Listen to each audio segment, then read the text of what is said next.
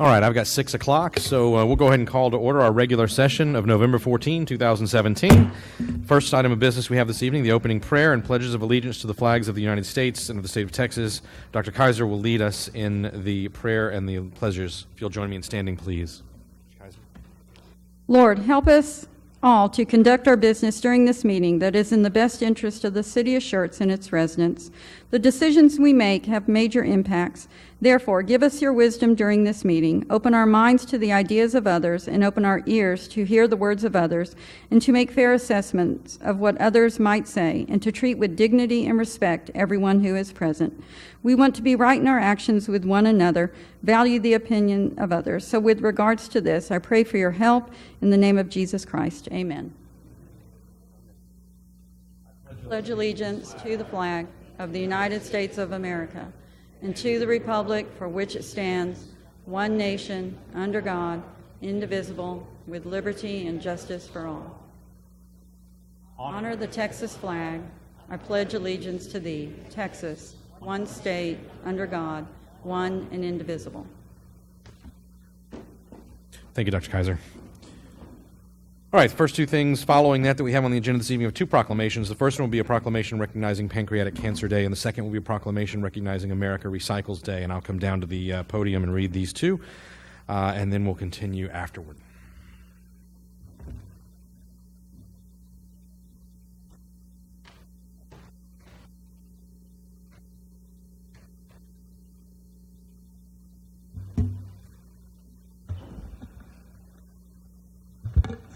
I'm hopeful that I will remember to put this back for hearing of residents. I tend to forget, but I'm going to try harder this time. So the first proclamation we have this evening is styled World Pancreatic Cancer Day Proclamation. Y'all here for this one? Please come on up if you will.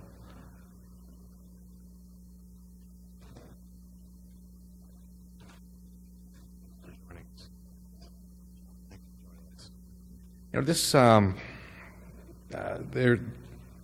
cancer is something that we all touch at some point in our lives, whether it's someone we know, whether it's a member of our family, someone that's close to us, or even ourselves.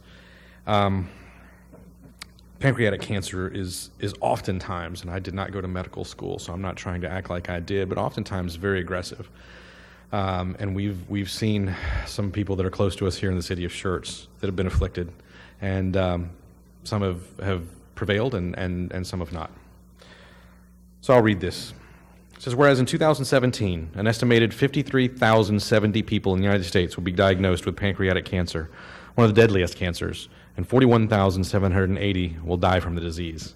And whereas pancreatic cancer surpassed breast cancer this year to become the third leading cause of cancer and death in the United States, and is projected to become the second leading cause by 2020. And whereas pancreatic cancer is the only major cancer with a 5-year relative survival rate in the single digits at just 8%. And whereas symptoms of pancreatic cancer present themselves, it is generally in later stages, and 71% of pancreatic cancer patients die within the first year of their diagnosis. Whereas approximately 2,710 deaths will occur in Texas in 2017 from this disease.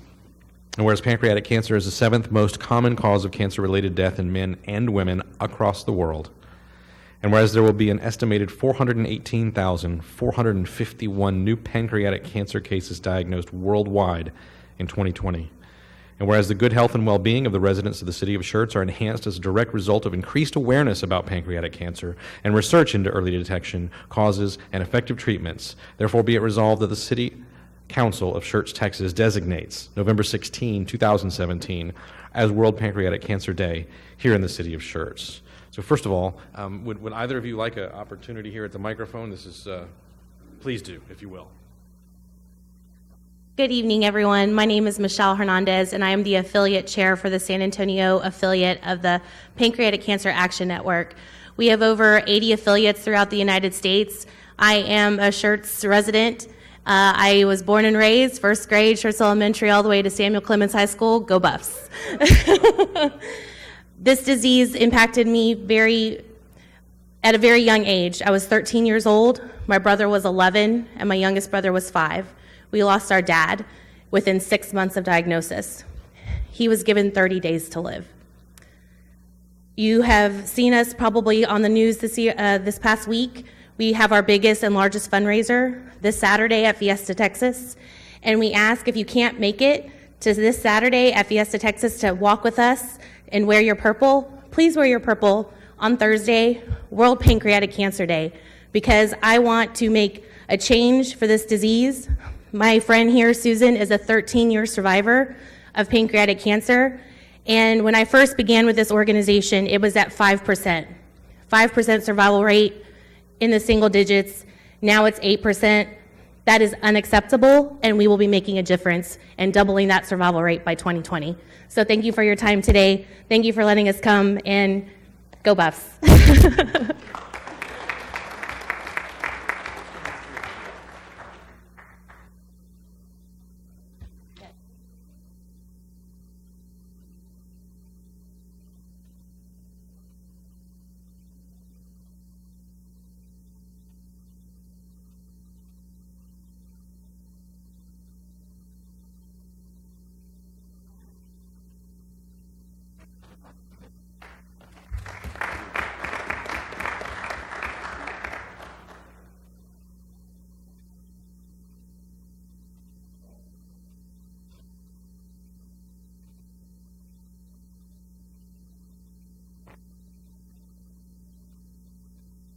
All right, I also have a proclamation here.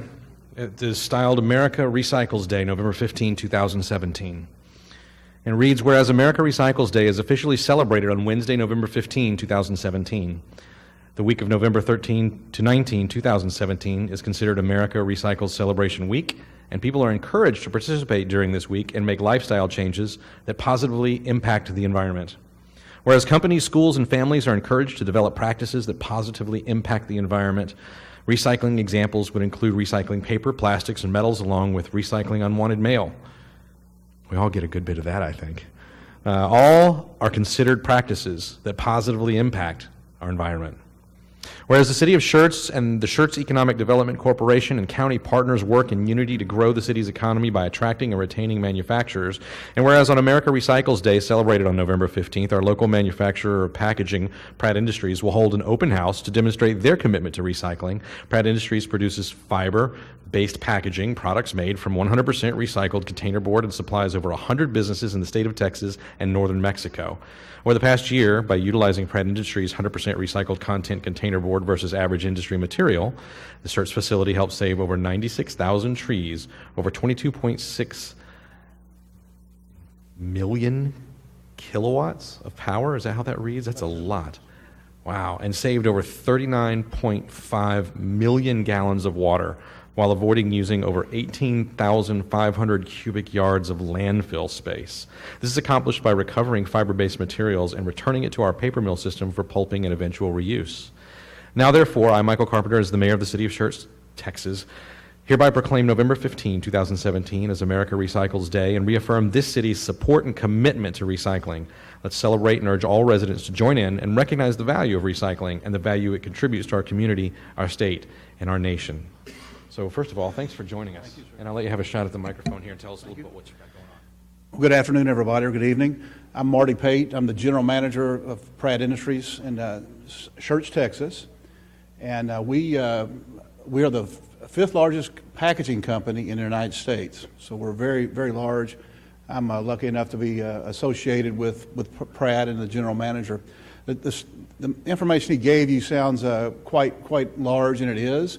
What we do is we repulp old corrugated containers, we call them, paper, if you will, copy paper, corrugated boxes, cardboard boxes, you may call them, and send them back to our mills where they're repulped into liner board, sent back out to our corrugating facilities where they're corrugated into corrugation, sent to a facility like myself where we custom make packaging for, like the mayor said, over 100 customers in Texas.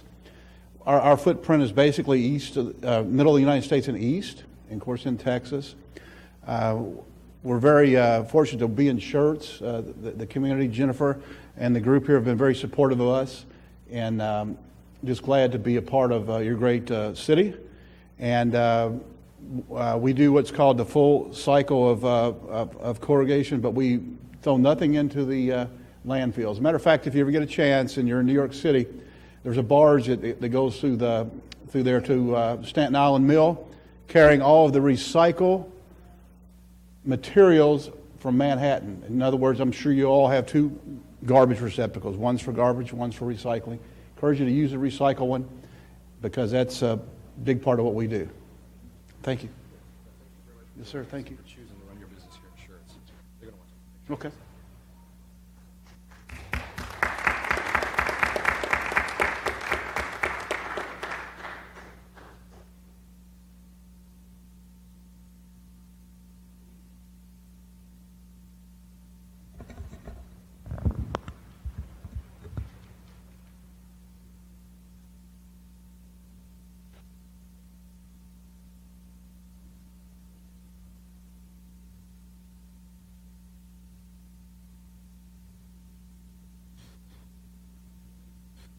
Right, also this evening we have some new employees to recognize, and first up is the fire department. Chief?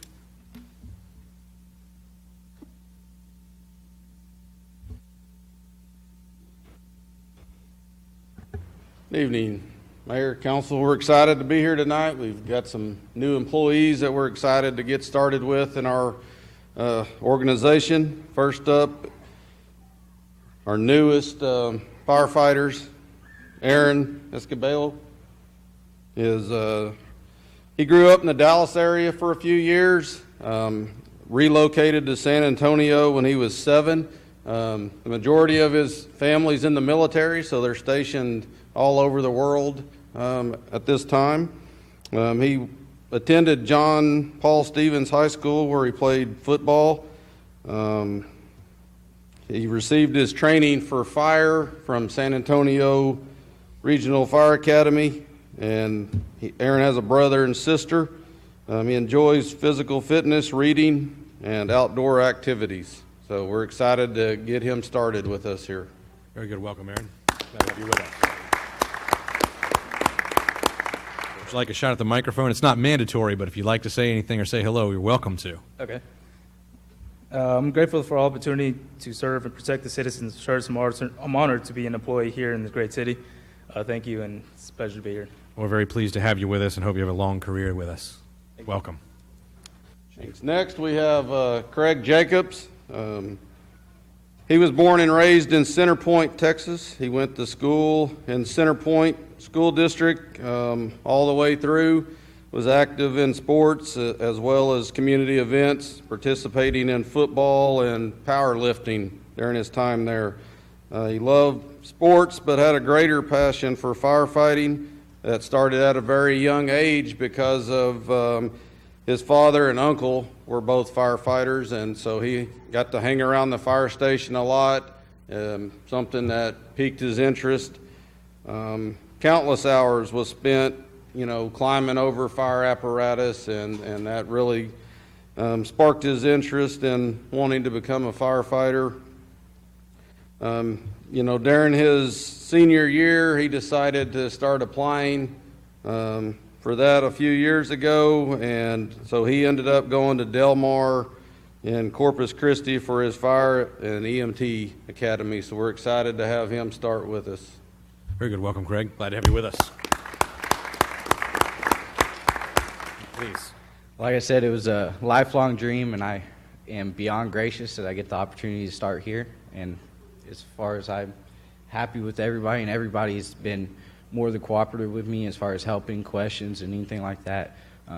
Beautiful community, and I'm more than happy to be here to serve and help out the best I can. So welcome. I really appreciate it. Thank you. Very glad to have you with us, Craig. Hope you have a long career. Thank you, Chief. Next up, we have Public Works. Gentlemen.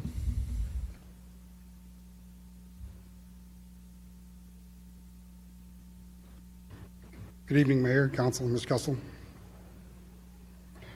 I'd like to introduce a new employee in the Public Works Department. This is Bobby Hervey. Bobby was hired on September 5th, 2017 as a Serviceman 1 in our Water and Wastewater Division. Bobby was born in Grenada, Mississippi, and raised in Water Valley, Mississippi, where he graduated from high school in 2012.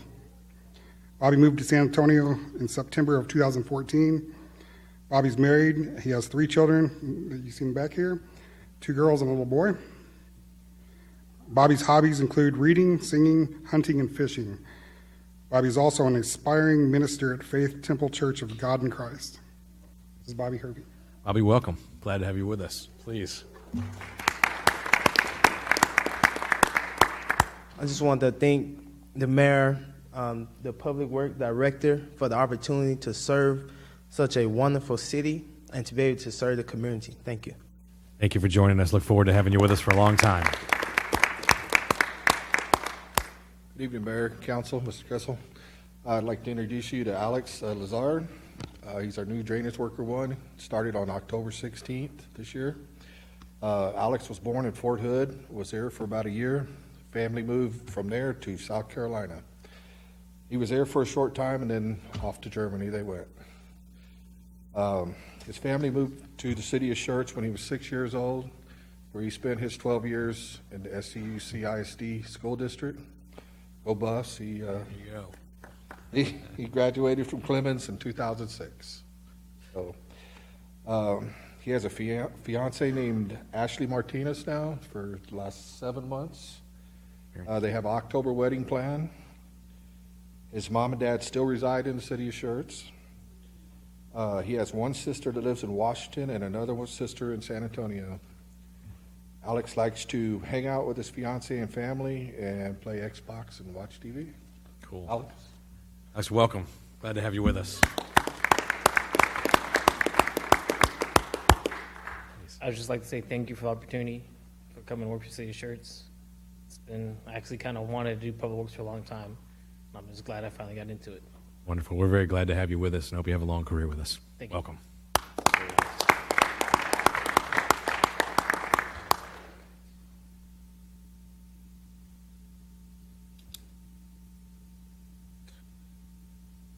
All right, next up we have a couple of presentations. The first one we have is the Guadalupe Regional Medical Center Prescription Assistance Report. So Dr. Riggs, welcome. Good to see you as always, sir. Good evening. Mayor, Council, good to be here. I'm Jerry Riggs. I'm the pharmacist at the Prescription Assistance Program in Seguin at the Guadalupe Regional Hospital. Kind of give you just a brief. What we do is actually help people that do not have insurance, very low income, provide medications to them for like chronic diseases, which one of our biggest chronic diseases, as y'all probably know in this part of the country, is diabetes. And we do have a clinic that deals with that primarily. And right now we have about 850 patients that use our services there at the hospital. It's not in your report, but last year we actually dispensed $11,271,000 out of the program, and that's actually an increase of a little bit over $2 million from the previous year.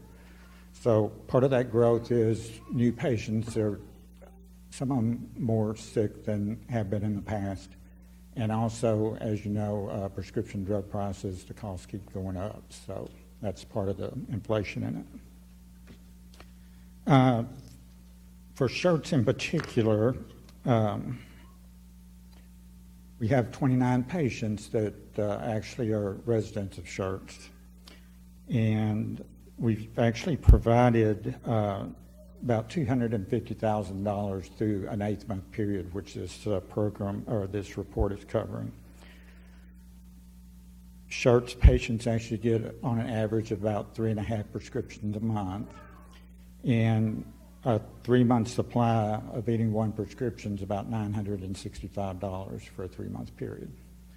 And like I say, since it includes diabetic patients, we're talking about a lot of injectable insulin and so forth like that, some more expensive medications. The average annual benefit to a Schertz resident is about $12,975 a year. And for that, if they're in our program for the year, they're paying about $15 a month for this, so it's a good return on the amount of money they're actually paying us to provide the service. One question always comes up is how do you provide $11 million and your bottom line is only $345,000? There's a lot of drug manufacturers out there, especially the ones that do provide insulin-type products, that provide it to the patients at no cost. There's just a lot of paperwork, hoops to jump through to get to that point. And that's what our service provides, is actually the clerical staffing and my knowledge and expertise in dispensing the medication is basically what our cost is. We also have a program at the hospital that we can help on some of the more less expensive items, such as generic medications that we use sometimes, and it's called a 340B program. A good example of that is there's a drug by the name of Zybox they use a lot of times for the methicillin-resistant staph that you hear about people getting and can't be treated for. The average cost of that per month, or just for a 10-day supply, is usually about $5,000 or $6,000. We actually can buy it through a hospital program for about 20 cents. So we're able to get the medication, pay very little for it, and yet save patients, $5,000 or $6,000 maybe for it, or they may not be able to even get it at all and be in a life-threatening situation. So, are there any questions about our program? Council questions for Dr. Riggs? So I'll just say this once again, thank you. You come before us roughly every 6 months, give us a report, talk about the work that you guys do. You serve as a conduit from the manufacturers to get these much-needed drugs to these people.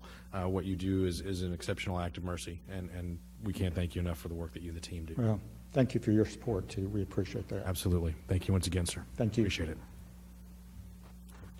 Indeed. It's good work.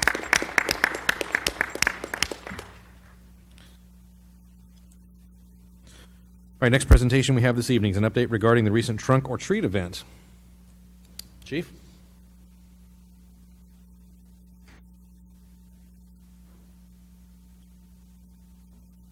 We just wanted to take this time to provide you some information on this awesome event that we had and show you a few pictures.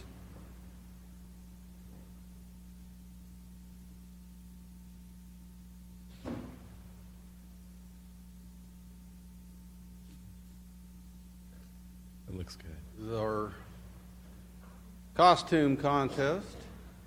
So here's just some shots of how many people we had.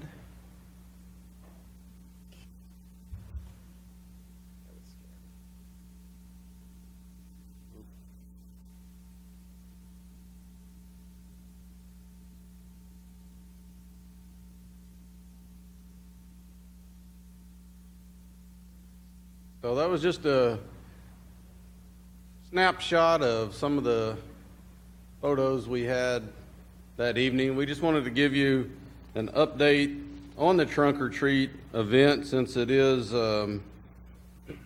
growing in popularity and continuing to get larger each year. We continue to expand and continue to grow this event. It is a one-day event that we held on October 28th this year.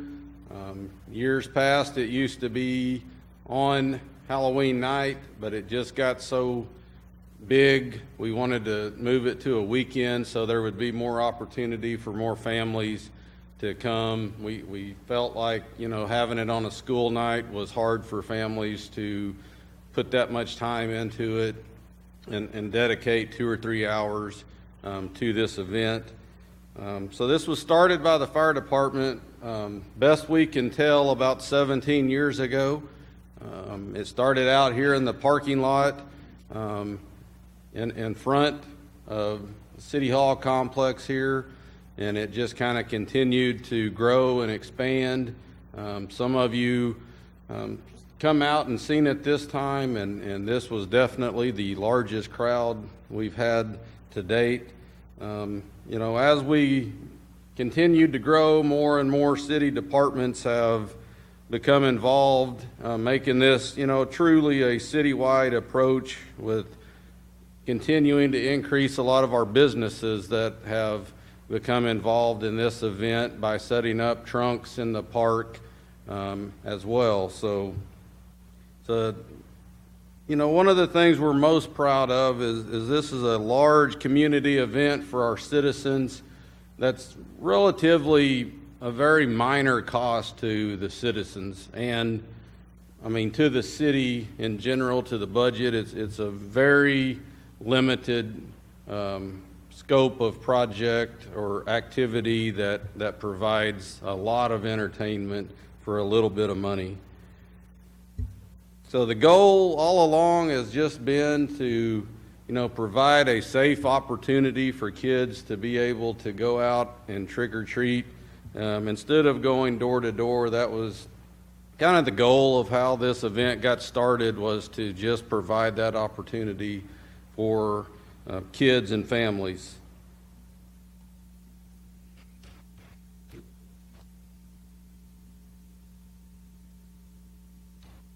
Mayor, Council, Mr. Kessel, John Perry, Fire Marshal, give you just a brief overview and history of the event itself as one of the original partakers in it. Back before 2000, before the city complex was built where the police, fire, and EMS buildings sit, we were in the 600 block of Schertz Parkway, and every year we would sit out front with the fire truck. We'd pass out candy.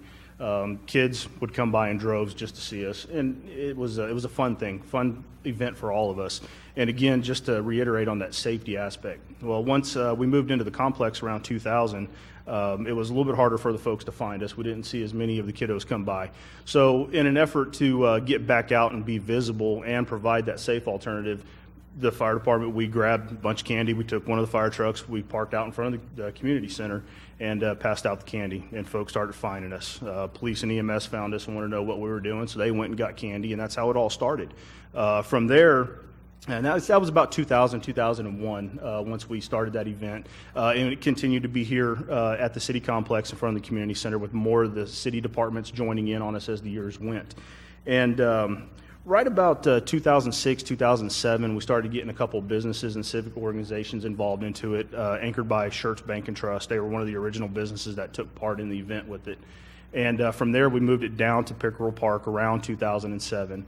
And we started seeing a little bit more of the business come in, a little bit more of the folks come in, and it started growing a little bit. Then we had a little bit of a wane in the attendance of it. And again, during the week, it's hard for everybody to get out. That's when we made that decision to go to the weekend before. And we started getting more businesses involved into it. Walmart wanted to join in. We teamed up with the YMCA, and Rachel will speak to you in a second about what they bring with it. Starting in last year was the first year that we did it on the weekend. We started out in 2008 with 15 trunks, a few hundred attendees. 2016, we saw 24 trunks participate, and we estimated approximately 3,000 folks attended the event last year. This year, in 2017, we had just over 50 trunks participate. We expanded the event out again, and we saw between 5,000 and 6,000 people in one event in 4 hours at the city park this year.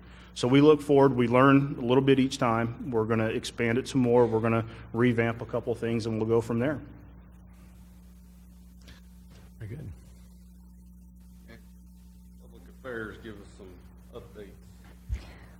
We took advantage of some social media with this event, and our communications team created a survey and sent it out to the folks that had attended Trunk or Treat. And so some of the numbers that you see there was some of the feedback that we received. Overall, 3.68 out of 5 was the rating that Trunk or Treat received. The children, was one of the questions that we wanted to find out was what actual age are they that are coming out to the event, and are we serving the right group? And it certainly shows there that 90% of our children are under 11. Those are the ones we want to be keeping safe when they're out there enjoying that Halloween. And then 82% of those were from the Schertz and the surrounding area. This includes your Cibolo, this is Selma, and Universal City as well. Okay. Food trucks were something new that we added this year. We learned very quickly last year when we had that large turnout and we were out there and it was quite warm that it was something we wanted to offer to them. And so we were able to take advantage of the food trucks and bring them out. And again, they did a wonderful business with our folks being out there. It's a perfect time for them to be there. The families are there, and it's right at dinner time. So it's a great partnership that we have with our food trucks as well too. And that's an area we will expand as well.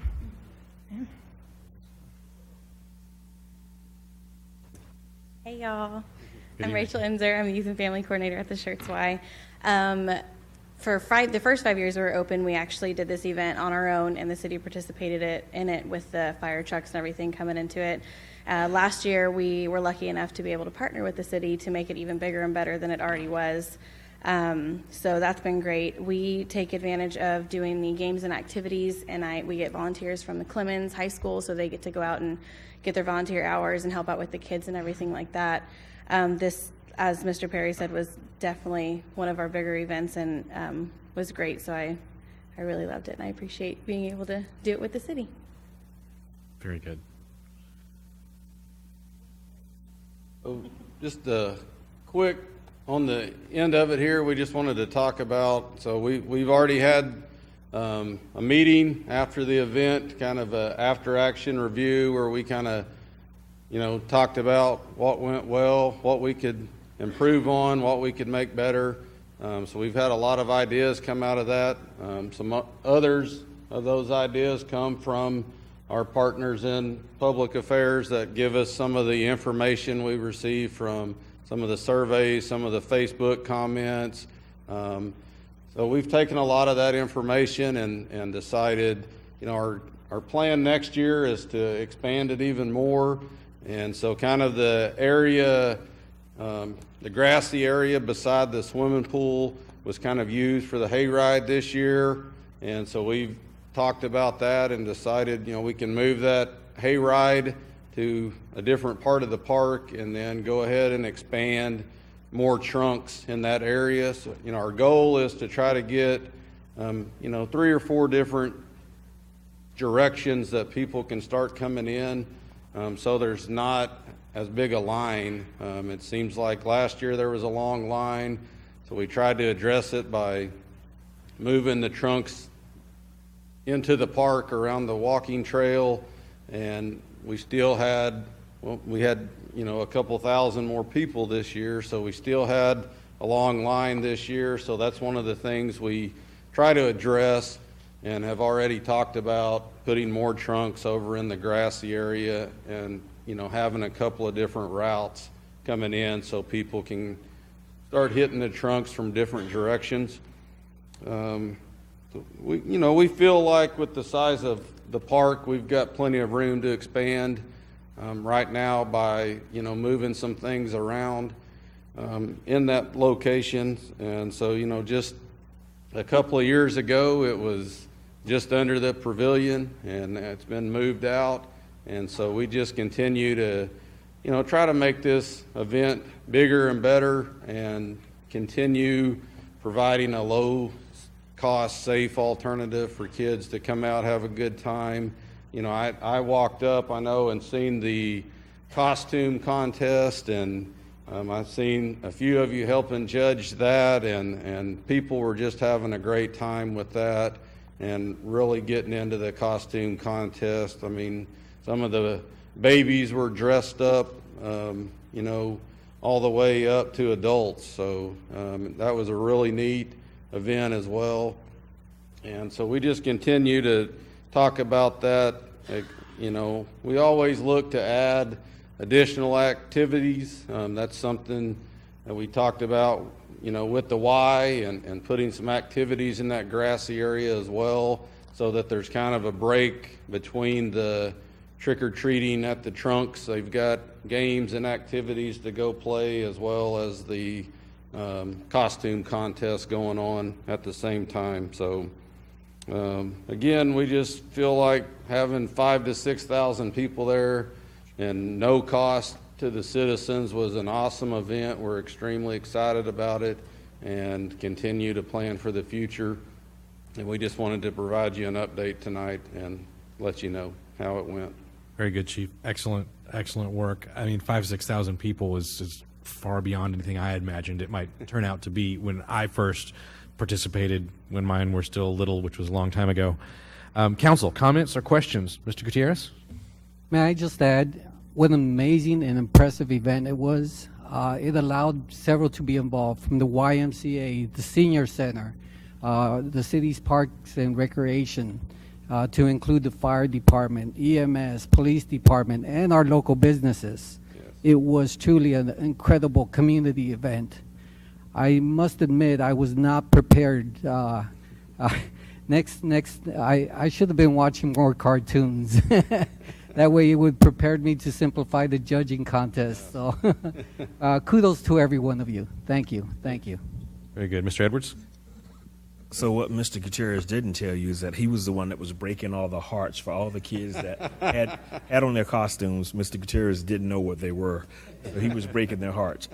Guys, kudos for what you've done. I'll tell you, this is an example of what the community is all about. The community they spoke tons with this. This is volumes that they're saying we want community, family-friendly events. Keep going. You're doing a good job. I just want to thank you for that. Thank you so much. Indeed. Mr. Larson? Well, I'll just say I took my 3-year-old daughter in her Rainbow Dash costume. I don't know, Ralph probably wouldn't have recognized it. But we had a blast. She had a great time. So even from her perspective, thank you. It was a great job. Very good. Anyone else? Very good. Once again, on behalf of the entire council and this community, thanks for the work that you did. It's a great event. Thank you. It's very well done. Thank you.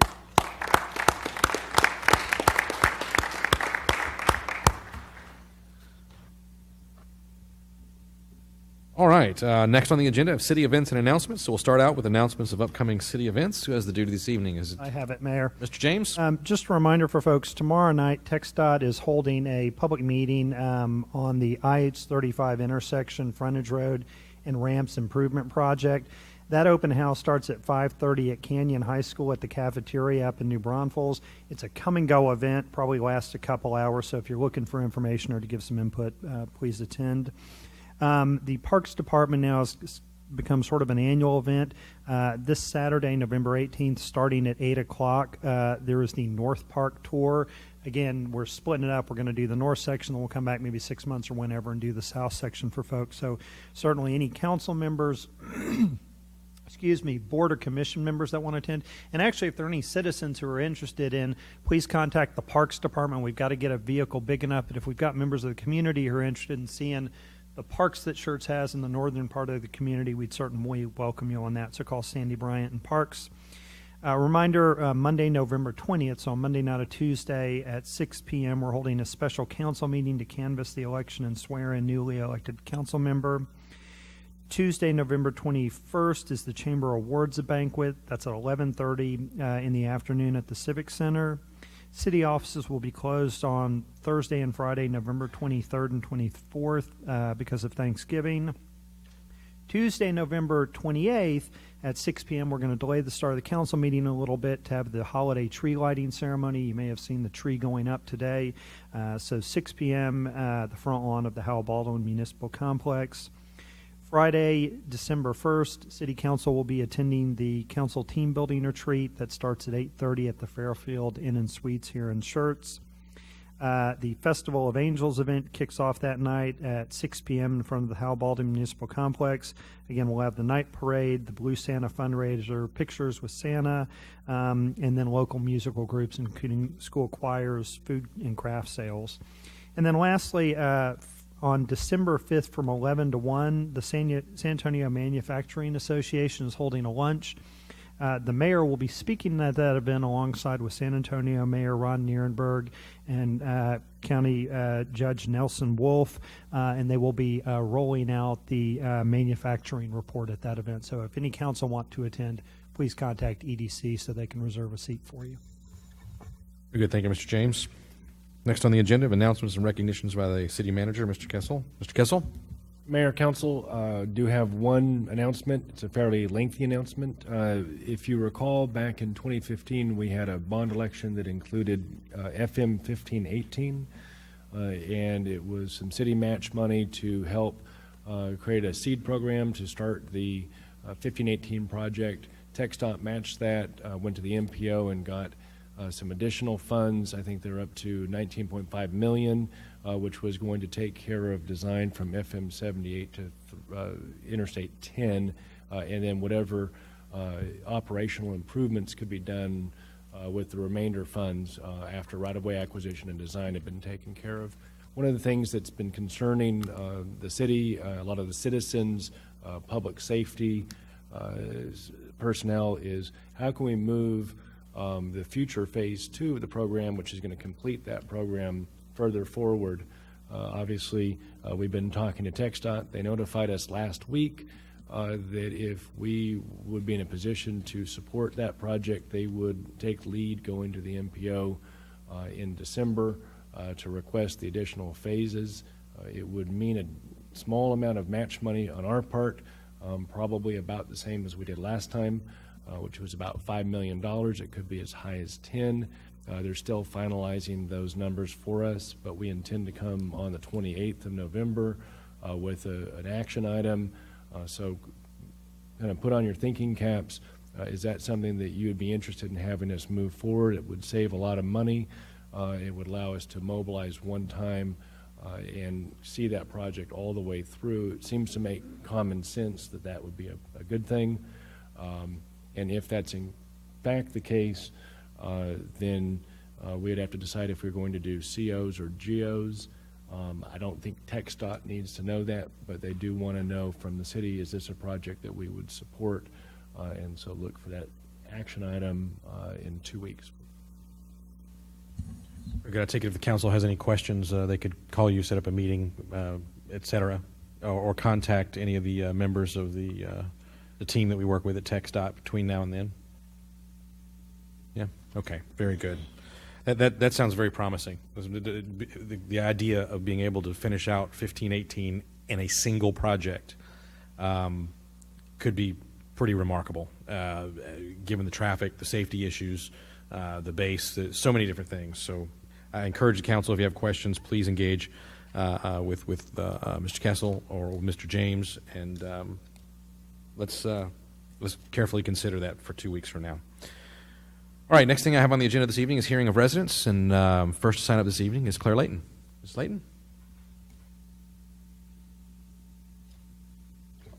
I may end up modifying what I'm going to say just a little bit, but I once heard someone suggest that contented citizens don't vote. I would like to posit another idea. At 10:15 a.m. on early voting Thursday, we voted. Even though the polls had been open for 2.5 hours, we were the first voters of the day. And even though early voting had started 3 days before, we were the 61st and 62nd people to cast our vote. I knew then that the voting numbers for the election would be abysmal. It probably didn't help that Schertz magazine listed Universal City Hall as the polling location for the 3 Bexar County precincts when it was actually UC Library. Having observed government for years, I realized that the adage, all politics are local, is true. People abstain from voting not because they are content, but because their government has not encroached on their lifestyle. That is why I'm optimistic that votes cast from the Bexar County portion of Schertz will increase, because the city's makeshift solution so far to the increased traffic load on 1518, which it was to construct turn lanes, is inadequate. Only widening FM 1518 will alleviate the rush hour congestion. The TxDOT website indicates they will have an open house on the 29th of November at your Civic Center to explain their 1518 improvement plans, which feature 1 additional travel lane in each direction, a raised median, a shared use path, and sidewalks all the way from FM 17 to IH 10.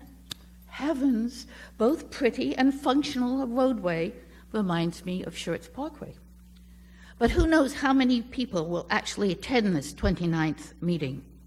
Because only tomorrow's public meeting concerning FM 1103 is mentioned on the city's website homepage. And Mr. James didn't mention it when he announced upcoming projects, although Mr. Kessel did. During TxDOT's reveal of their plans from IH-10, from Route 1604 to Seguin, I had an interesting discussion with one of their representatives about the constraints for widening 1518. The representative told me that TxDOT was already in discussions with Joint Base Randolph to acquire right-of-way. All that being said, perhaps expending monies for the turn lanes, which might be overcome by future modifications, may not be wise unless they are coordinated with TxDOT's plan. Could money be better spent if it was added to the TxDOT funding to advance their 1518 timeline? No matter how you decide to deal with 1518, two things are true. Traffic congestion will increase, and congestion will not be alleviated quickly enough for drivers using the road.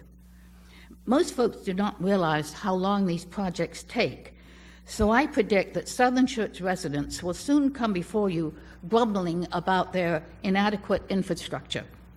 There will be ample time, even before the project starts, for their grumbling to turn into actions.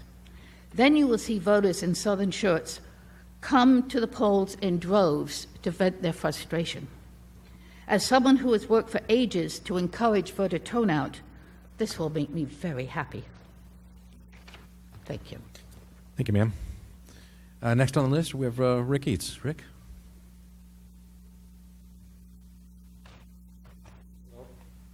Good evening. My name is Richard Eads. I live in Cypress Point, the farthest end of Schertz.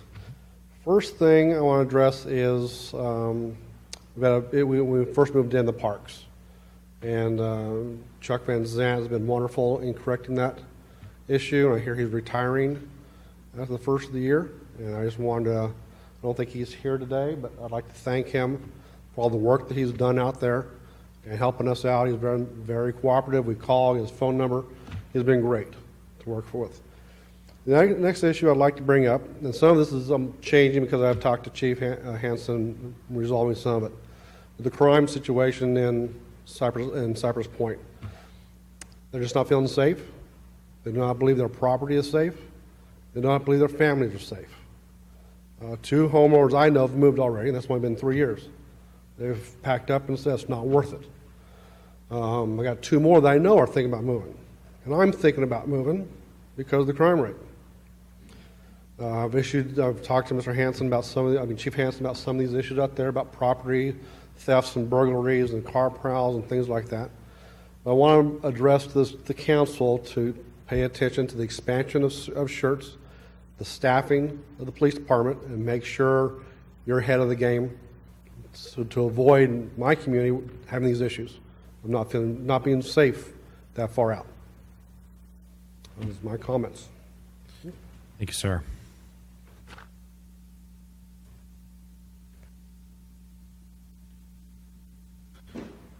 All right, I didn't have anyone else sign up this evening, so we will move on to our workshop sessions.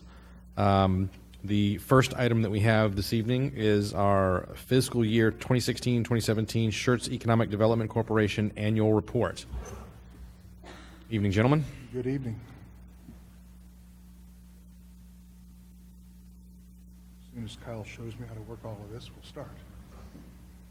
Run right there. All right, good evening, Council, Mayor. Thank you very much for the opportunity to provide our annual economic development report to you. Kyle's handing that out to you right now. Not only is it a nice product visually and whatnot, but it's got a lot of good information in here for you. As you know,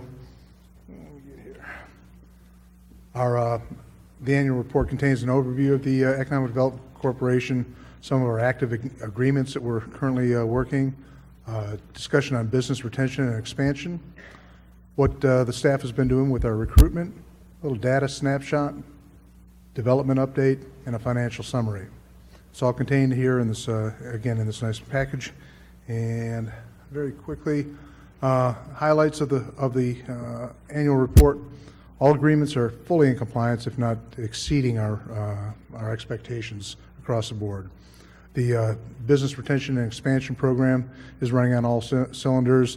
They've had some great meetings in there, some roundtables with the business owners and stakeholders, really coming up with a lot of good information. excuse me, which also helps with recruitment. The data that Kyle and his staff collects and use to get out there and into the business communities helps them to recruit very good, strong companies across the country. And we are driving the industrial market. I think most of you probably read the Business Journal article that you heard the other day where it was talking about all the surrounding towns around San Antonio and how each one's got a different flavor, all very positive. And of course, Schertz was identified as a strong industrial base as well. So we're doing the right things. And we continue to add reserves, financial reserves for targeted projects in the future. With that, without going into too much detail, do y'all have any particular questions? Council, questions for Mr. Brown, comments? Anyone? If not, I'll comment then. You know, when I first joined the City Council in 2005, we certainly had an active Economic Development Corporation, and it's something that's been carried forth from long before I ever arrived on this body. In my office, as we were moving some things around, cleaning some things up, we came across an original 1973 Marmon Mach study that the city commissioned and talked about what we would like our business development to look like off into the future. And if you read that, if you go through that, and it talks about all the land on the other side of 35 and up 35 and out 15, 18, and frankly the vision that was laid down, the way that it looks today is the way that it was largely envisioned by the leadership back in 1972, 1973. And our Economic Development Corporation has been working tirelessly for at least visible to me from the time that I joined this council to help make that vision a reality. And you guys have done a fantastic job. It's an all-volunteer group. Nobody gets paid for the work that you guys do. This is, well, Kyle does. He's on the staff, but the residents that volunteer to serve as members of the Economic Development Corporation do that for the benefit of the whole city, not for their own benefit at all. And so I just want to say thank you. This is an amazing-looking piece of work. Isn't it nice? It really is nice. In fact, I can't wait until we have the manufacturing lunch and I get to hold this up in front of Judge Wolf and Mayor Nirenberg and say, do you guys have something like this? Because they won't have it right there, but I know they have one. But we'll have ours right there. It'll be a lot of fun. So I just want to say thank you. And to all the members of the board and to the staff for the wins that you brought us in the last decade and the wins that I know that you have in the bullpen right now. Yeah. So it's We excellent take a look work. at it, and again, we're happy to field questions anytime. Will do. Mr. Edwards? I do have one question. As members of council, we have to sign a conflict of interest statement. Do the members of the EDC all sign that as well? Yeah. So they need to know. Thank you. Mr. Gutierrez? I just want to reiterate, it is very impressive. I mean, and then I'm looking at the content. That speaks for itself, too. Thank you, gentlemen. We're really lucky to live in a region like this with the demographics that we have. So, Indeed. Anyone else? Council? Appears to be none. Thank you Okay, thanks. very much for the work that you guys do. Appreciate it. All right, next on the list this evening, we have discussion direction regarding a possible Shred It Day. Good evening, Mrs. Gonzalez. How are you? Yes, good. How are y'all doing tonight? Just fine. Thank you. This pulled up here. Okay, so let's see. Good evening, Mayor, Council, Mr. Kessel, Mr. Santee. Towards the end of September, Council had requested that this item be looked into by staff and this idea of having a possible community shred day. So with that, did some research and wanted to bring some information back to Council and to get direction on how we wish to proceed on this. So with that being said, So currently, current options for our citizens, if they have documents that they wish to shred, there could be more, but these are the ones that I did some research on, is that they could take their documents. Some of our surrounding communities have community shred events already. We have, I know, Live Oak and Cibolo do them twice a year. It's open to the community. It's free. If you're an MBU customer, they have shredding events twice a year. Again, the first 2 boxes I believe that you bring are free. Other than that, there are some local shredding companies in the San Antonio area. For about $35, you can take 5 boxes to be shredded to them. One of the shredding companies partners with the UPS store here, so for $1 a pound, you can go to the UPS store, shred your own documents. Or, you have the option to buy a home shredder. The cost of those, of course, can range if you get a really expensive one, a couple $100. But so those are currently the different options right now that our residents do have. If we were looking into the cost for providing a community shredding day, going with our local vendor that we use for our city documents right now, the minimum charge for 1 truck is $750, and that includes 3 hours of shredding. So the other communities that do a community shred day currently, it is a 3-hour event that they do. There is a 10% fuel service charge. And so as you can see, the total minimum cost to have 1 truck out there for the 3-hour time span is about $825. It wouldn't factor in some staff time, while the workers from the shredding company would be the ones to actually handle, when the residents come up, bring their documents, to handle it and putting it into the trash or bin that they have for it. But it would take staff to handle the logistics, the planning, and just the coordinating of the entire event, and then also for that 3-hour time span during the day. So with that said, this is not something that is budgeted, so I'm looking for direction from council on how we wish to proceed with this. Very good. It says on the agenda that Mr. Crawford asked for this to be on the agenda, so Mr. Crawford, I'll open it up to you, sir. Thank you. You're welcome. For doing the research. I was asked by a resident, they sent me a letter asking if we would have a Schertz shred day. They sent me a little advertisement out of the Cibolo paper and asked if we could do something like that. So I talked to Mr. Kessel, excuse me. He said bring it up to council, so I brought it up to council as a response and question for the resident. So I'm asking the council what they think we should do. I could ask the audience what they think we should do also. They can show their hands if they want, but we'll talk with council and see what the other council members think, which is what Mr. Kessel and I talked about last week. Council? Mr. Edwards? You said it was 3 hours for $750? Yes, that's correct. So yes, for 3 hours, $750, and of course, after you can see that it's an hourly rate of $250. So the minimum cost is $825 to have someone come out and shred papers. Or would they be shredding hard drives? No, it's just paper. Yes, sir. Yeah, that's a different truck for the hard drives. And is this a local company that's doing this for us? Is this shredded? Or yes, it's shredded. Okay. Yes, and that's what the other communities use as well. So. Okay. Mr. Thompson? Option might be to open this up to area businesses to see if one of them would like to sponsor this. Yes, that's something we can definitely look into. I'm on a schedule to have Shredded come to my office every week, and my assistant does all this, so I don't think I know I don't pay $750. Is it because of the amount that they're saying? Yes. That they may receive?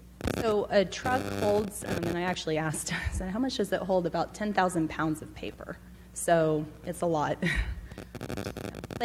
From what I talked to from the folks over at Live Oak and also at Cibolo and MBU as well, it's a very popular turnout. It is open to the community, so of course people are going to come out and bring what they have, and it's free for them to do so. So we have our Schertz cleanup, in the fall, and then we have a spring cleanup.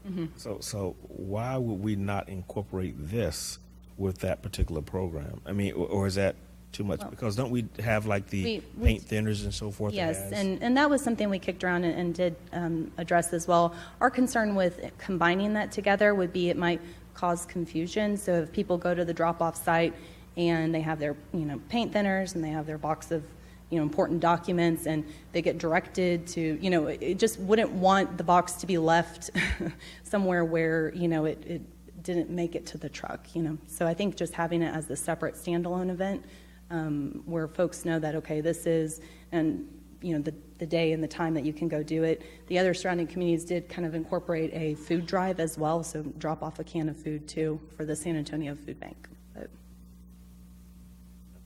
That's actually a great idea. The guys that come out and do ours, they shred it right in front of us. I mean, Right. they take it out of a lock and key, and it just disappears. So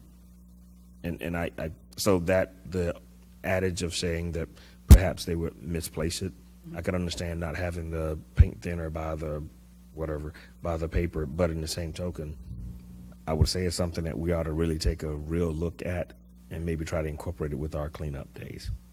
we I can, just think it's another option that we need to, if nothing else, let's call our waste contractor and say, hey, look, is this something that we can do before we just shut it down and say, don't do it? So, Mr. Larson? I'll take maybe a contrary view. I just don't see a need for the city to provide this service. I mean, $825 doesn't seem like that much, but then you add in staff time and it's taken away from other things. And there's just so many private market solutions that are so readily available.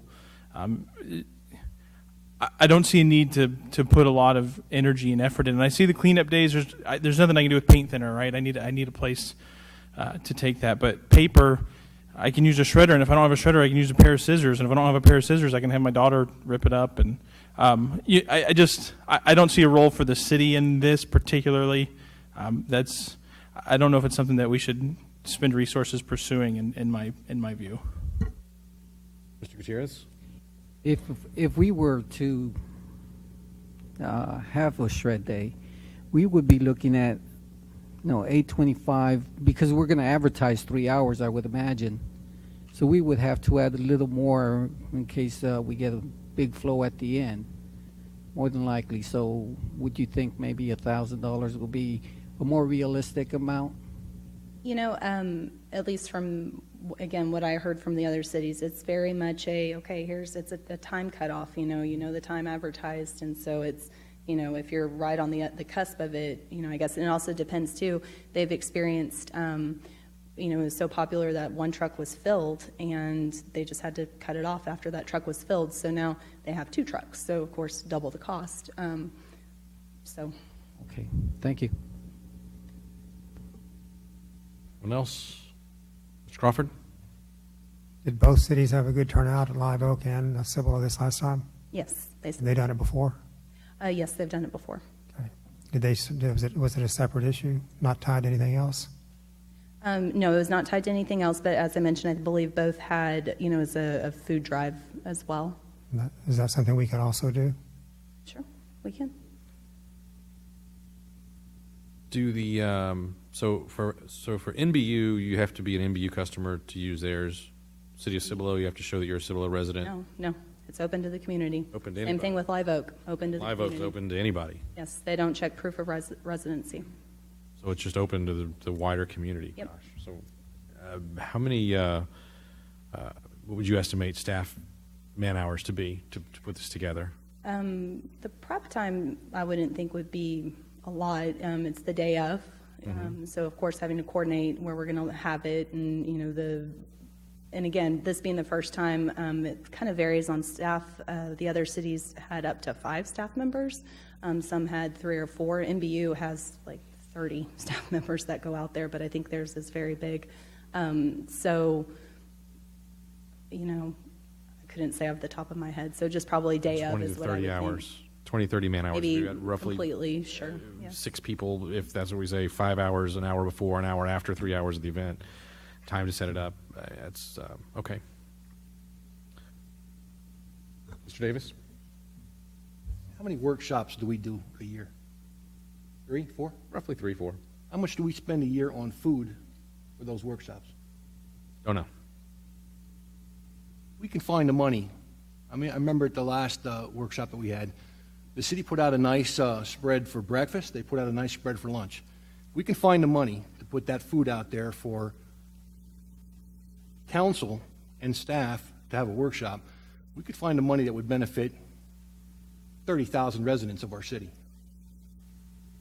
You know, I understand what Councilman Larson's saying about there are private options out there. I have a shredder at home. I shred all my stuff in my office at my home each week.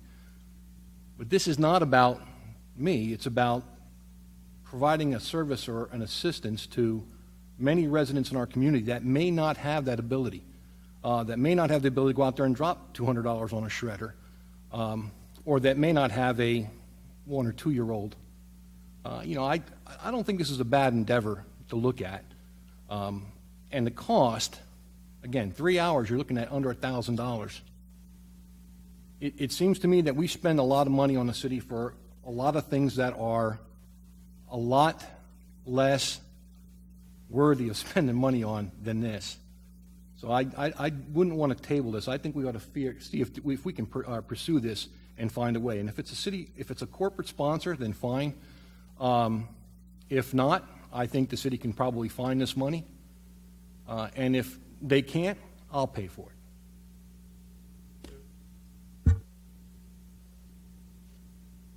Mr. Mayor. Mr. Crawford. Sarah, you can put me on the list of people to help. That's one less city employee. The gentleman did send me the letter. Okay. And that's why I pursued it.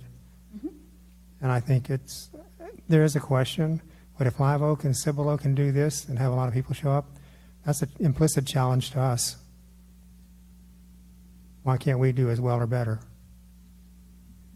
I'm not making that a challenge to anybody. I'm just saying that, We can definitely that if they can do it, I'm not sure why we couldn't do it, and we ought to be able to organize it just as well, if not better. Certainly as well. I volunteer.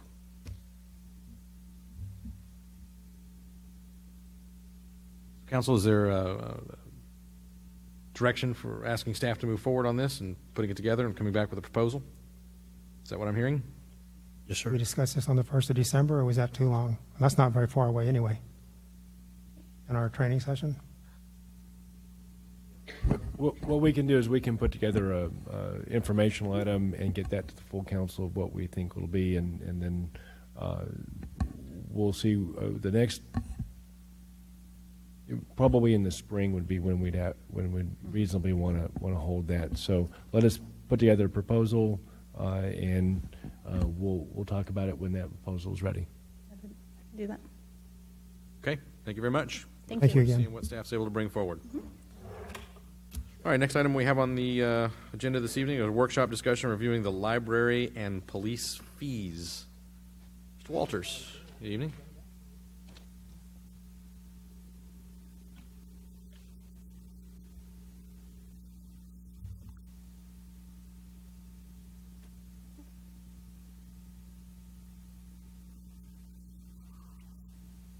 All right. Good evening, Mayor and Council. Tonight we are going to start the first review of city department fees. So back during the last fee schedule discussion for the FY 17-18 fee schedule, Council requested a comprehensive review of fees charged by the city. This is the first night of that. We're looking at library and police first, and then we'll have additional workshops in the coming sessions breaking out different departments and going through their fees one by one and kind of digging in a little bit deeper to them. So historically, the majority of city fees have been set either by state allowed amounts or by reviewing similar fees charged by benchmark cities and setting an amount via that way. Some of our fees cover the cost of a particular service, while some bring in additional revenue to subsidize operations, and others are set in an amount that do not actually meet the full cost of service, just in a general sense. So first I want to start off by talking about the police fees. So in 2016-17, last year, the ending budget for police was $6.2 million, and the fee revenue generated by them was only about $56,000. And this is just the fees and the fee schedule charge that I'll go through. So things to keep in mind while we're going through the fee schedule. A lot of them are user charges and are meant to provide sort of additional services to citizens related to the department's main function. Examples like a solicitor peddler permit, the background checks or the clearance letter, or the alarm permits repeating. Another way as fees can be used is as a deterrent, an attempt to prevent certain actions that could cause potential public harm or use up city resources without a substantial related need. So like a false alarm fee we have in the city. So if your alarm system goes off too many times, the city's allowed to set a fine and then charge a fine in an effort to reduce those occurrences. Or if it's a faulty alarm, it just keeps going off, encourage you to go out and actually fix it rather than just keep letting it run and keep having the police show up at your door. You also see a lot of fees are actually regulated in some way by the state. So certain fees are either set specifically by the state or are have stated maximum amounts set by the state that local governments can charge. So examples are like the accident reports, fingerprints, body cam videos, and other Public Information Act requests. So I want to start by going through the accident reports. These are authorized under the Texas Transportation Code, Chapter 550. This is a charge that we put on request for accident report copies. The fee is set by the state at $6, and the reports can be certified for additional $2 upon request. This last year, police had about 1,400, a little over 1,400 accident report requests that came through, but none of them were requested to be certified from us. So the fee amount is $6, and it could be additional $2 if they request certification. Revenue generated from this was about $8,900, and that's just pure revenue. It doesn't account staff time going into it. Running reports is a fairly simple process, even though we do get quite a few reports. The next one on the fee schedule is the fingerprint. This is authorized under the Human Resource Code, Chapter 80. So the fee description is a charge and request for fingerprinting. The state sets the maximum amount the cities can charge for this service at $10, and Schertz is currently set to the maximum allowed. Last year we had 398 cards requested. This used to be a more highly used service, but DPS now requires a digital fingerprint to be taken for concealed handgun licenses. We only have the old school paper fingerprinting capabilities with our police department, so we're getting less and less of those requests now. The department is actually looking into what it would take to become a fast print station and have the digital fingerprint capabilities, and to see if all the adjustments and processes and equipment we'd have to buy would actually be fiscally feasible for us to pursue that. So right now that is an idea we're kicking around. So the fee amount set at $10, and last year the city brought in about $3,980 in revenue. The body cam video, this is actually a very recent addition to the Texas Administrative Code, Chapter 70, Section 13. This is, of course, charged on request for body cam footage. So the state sets the fee for this record, and like all other Texas Administrative Codes, the city can waive or reduce the fee if it wishes, based on a request, if we find that the information primarily benefits the general public, not necessarily the one individual that's coming to request. But as of today, we've had no requests for this type of record, so we don't have any data on pulling it or providing it or any revenue history. The current fee is $10 as a base fee plus 1 minute of every $1 per every minute of footage. So if they requested a 60-minute video, that would be $60, 1 per minute, plus a $10 base fee for $70. The other one is a background check or clearance letter. This is different from a normal background check. This is only looking at City of Schertz criminal records. So they request a copy of all transgressions, I guess, against the in the City of Schertz system. So we're not going on any national or state database, just what we have. This fee amount is set to match the Texas Department of Public Safety, who offers a similar service. Last year we had 224 requests in 16-17. Again, $10 fee, about $2,240 of income.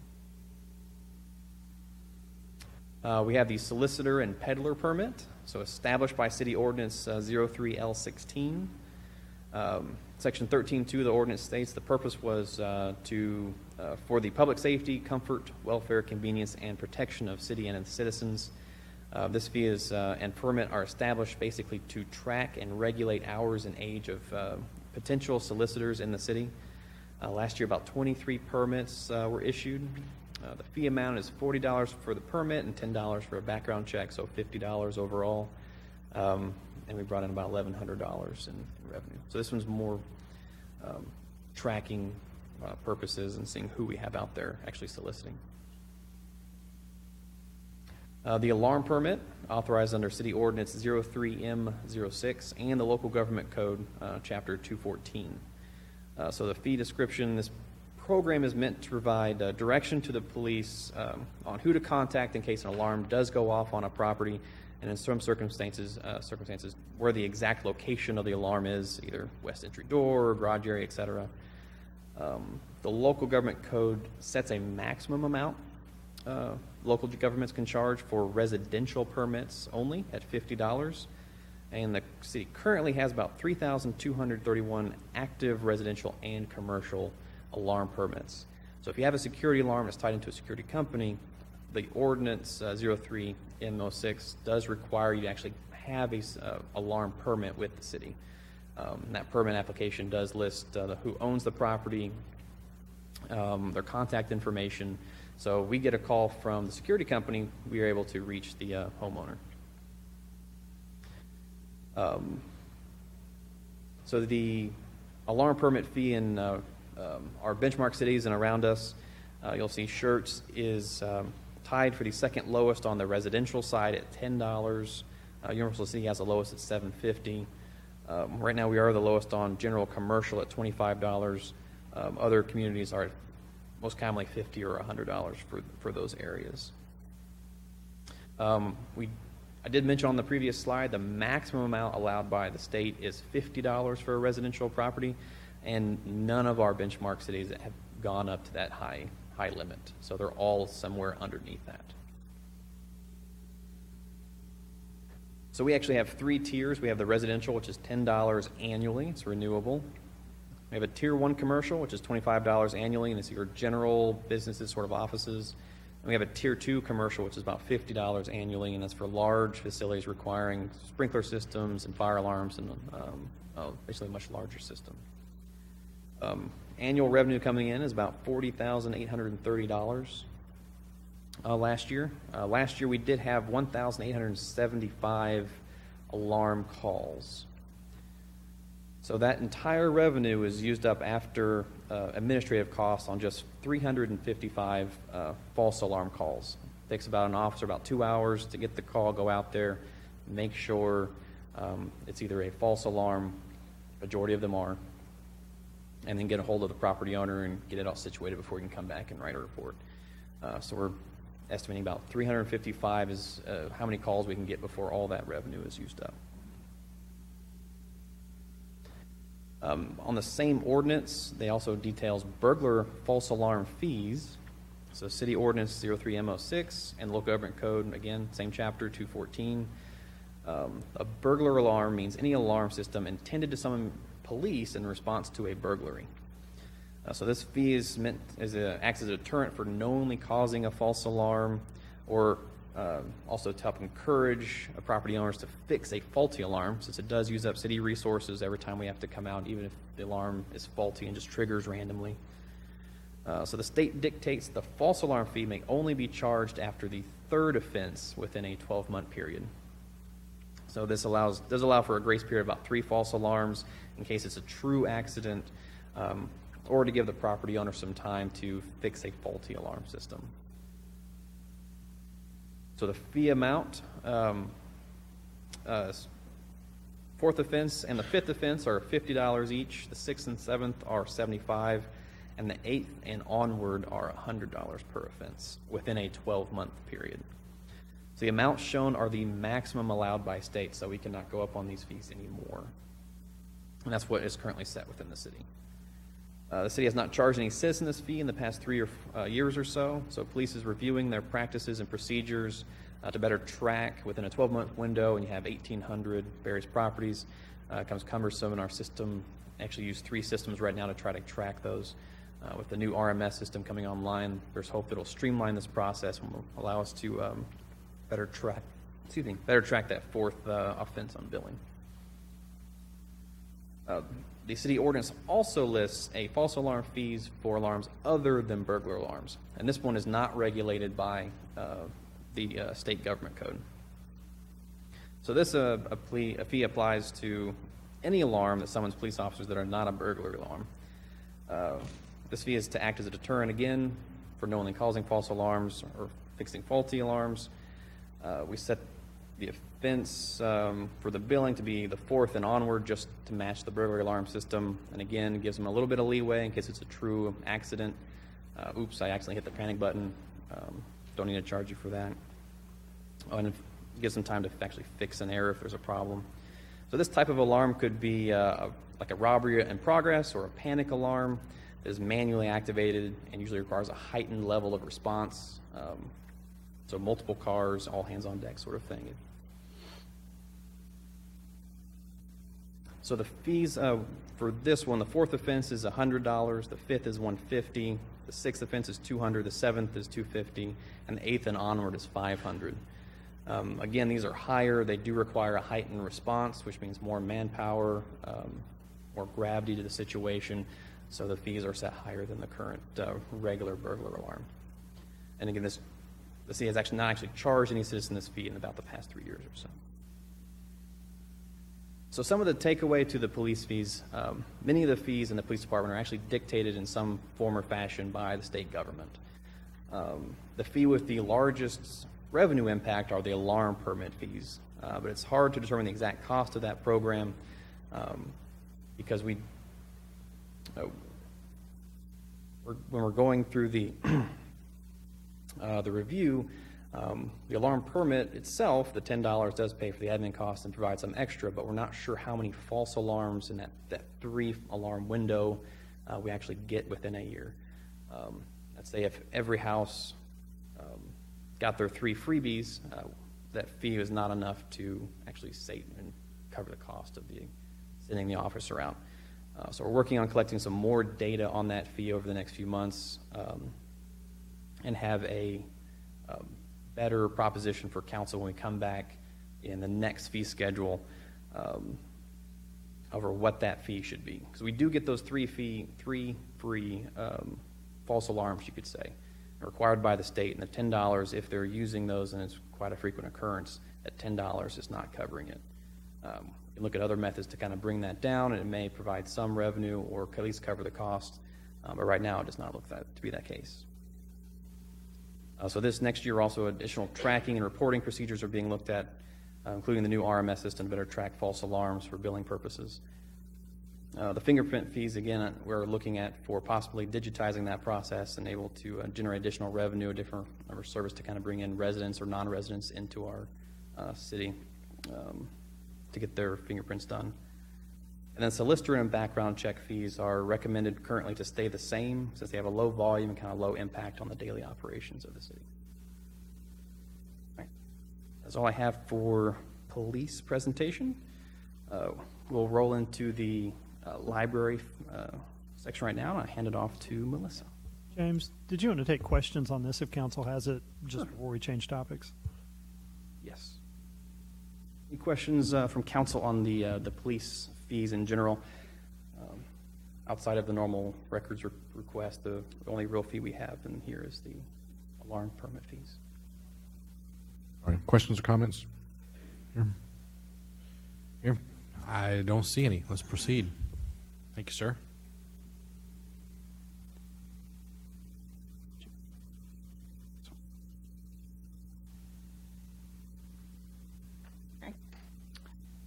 So we're going to do a similar process with the library fees tonight. I'm going to go over a little bit of the background of our fees and then go through, I guess, maybe how we apply these fees in our daily operations. So When you look at the library's fee schedule, you'll see that our fees fall into some of the same categories as the police fees. We have cost recovery, which an example of that would be the replacement library cards. The purpose of that is to recover time, labor, and supplies required to offer service. We also have deterrent fees. The classic example of that is overdue fines. And we do have fees at the library that surprisingly act as a revenue generator. All of our copying, printing, and faxing fees actually make money for the library in the city. The authority to charge fees at the library come from these three documents here. There is an ordinance from 1990 that establishes guidelines and the penalties for library borrowing. The second is the city's fee schedule itself.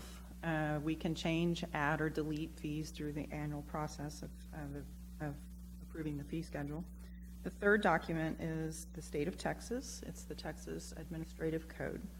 We, as an accredited public library in Texas, we do operate under the state statutes regarding public libraries. This is the part of the administrative code that pertains to libraries. I highlighted the first sentence because this is very important for establishing what our service population is. So it states that library services for the general public must be provided without charge or deposit to all persons residing in the local political subdivisions which provide monetary support to the library. Because we have interlocal agreements in place with Cibolo, Selma, and Guadalupe County, we must provide library service to their residents just as if they were Schertz residents. The other thing that this paragraph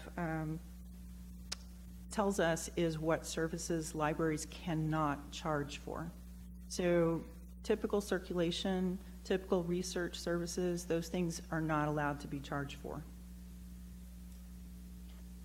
This part of the administrative code tells us the things that we can charge for.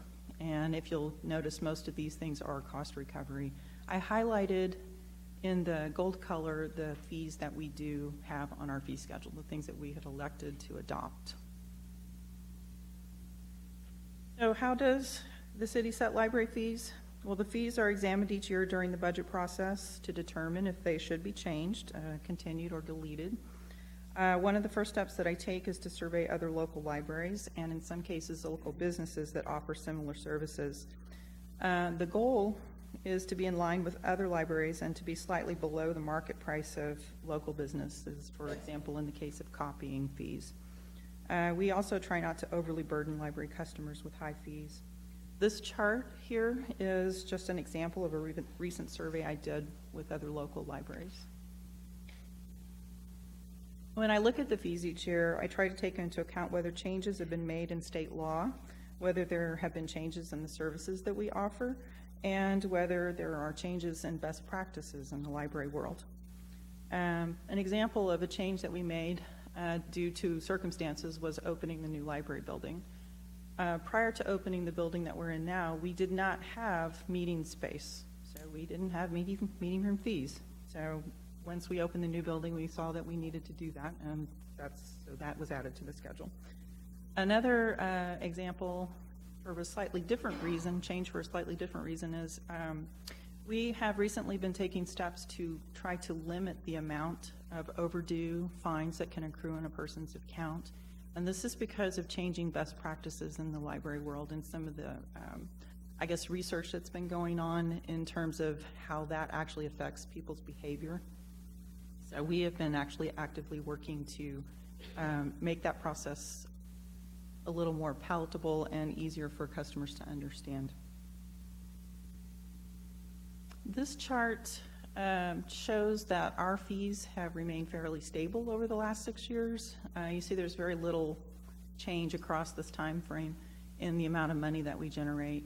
On average, across this time period, we have generated just a little bit under $50,000 a year.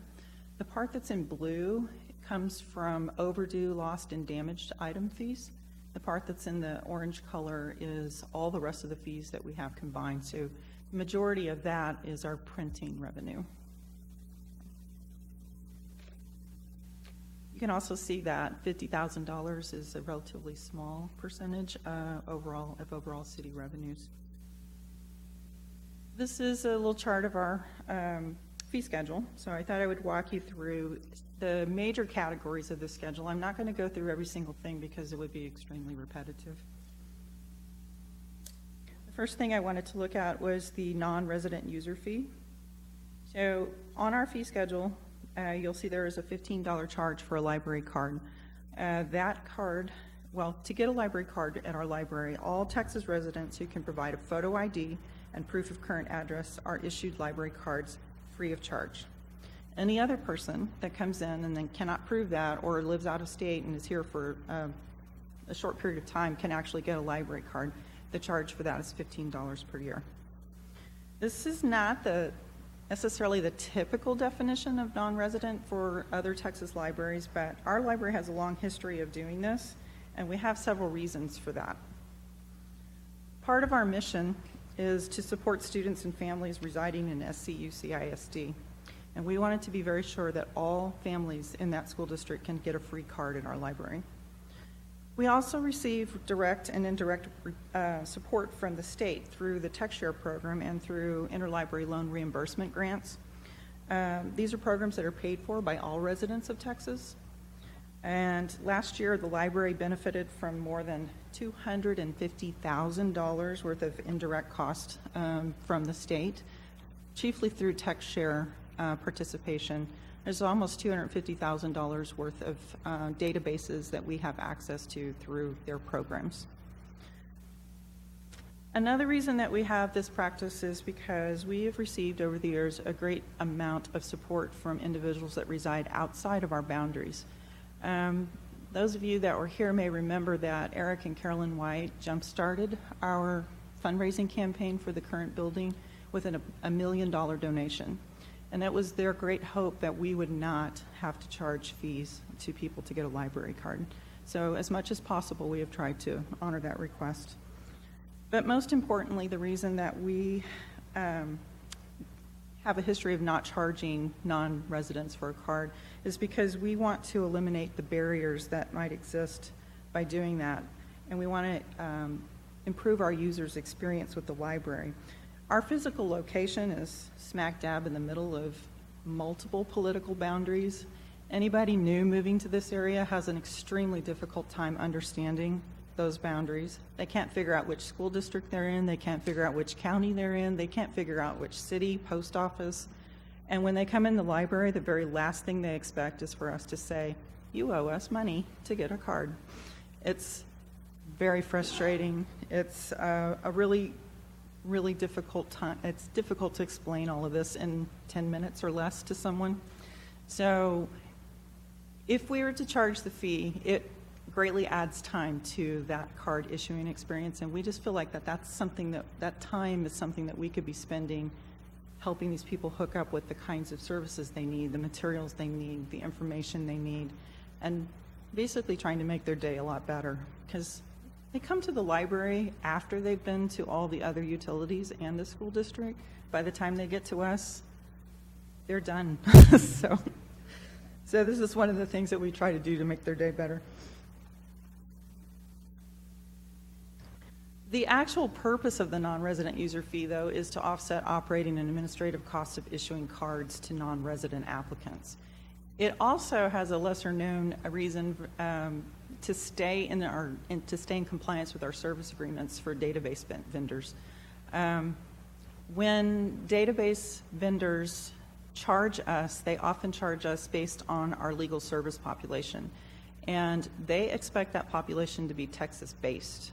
So if they were to check and they saw that a lot of our users were checking in from other states, they would question us on that. So we do have this fee in place for people who want to get a card from if they live elsewhere and they can get a card. And in that way, we can also show the vendors that we are in compliance and that we are tracking the people that are actually out of state that have cards with us.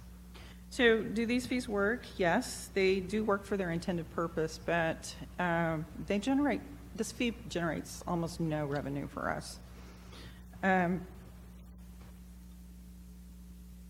allowing all Texas residents to get a card hasn't really caused a rush of people from all over the state to get a card with us. It does make it easier, however, for people in our immediate area to get access to a library. This chart is a breakdown of where our users come from. And if you were to add up all those numbers there, you would see that the majority, 79% of our users come from Schertz, Cibolo, Selma, and Guadalupe County.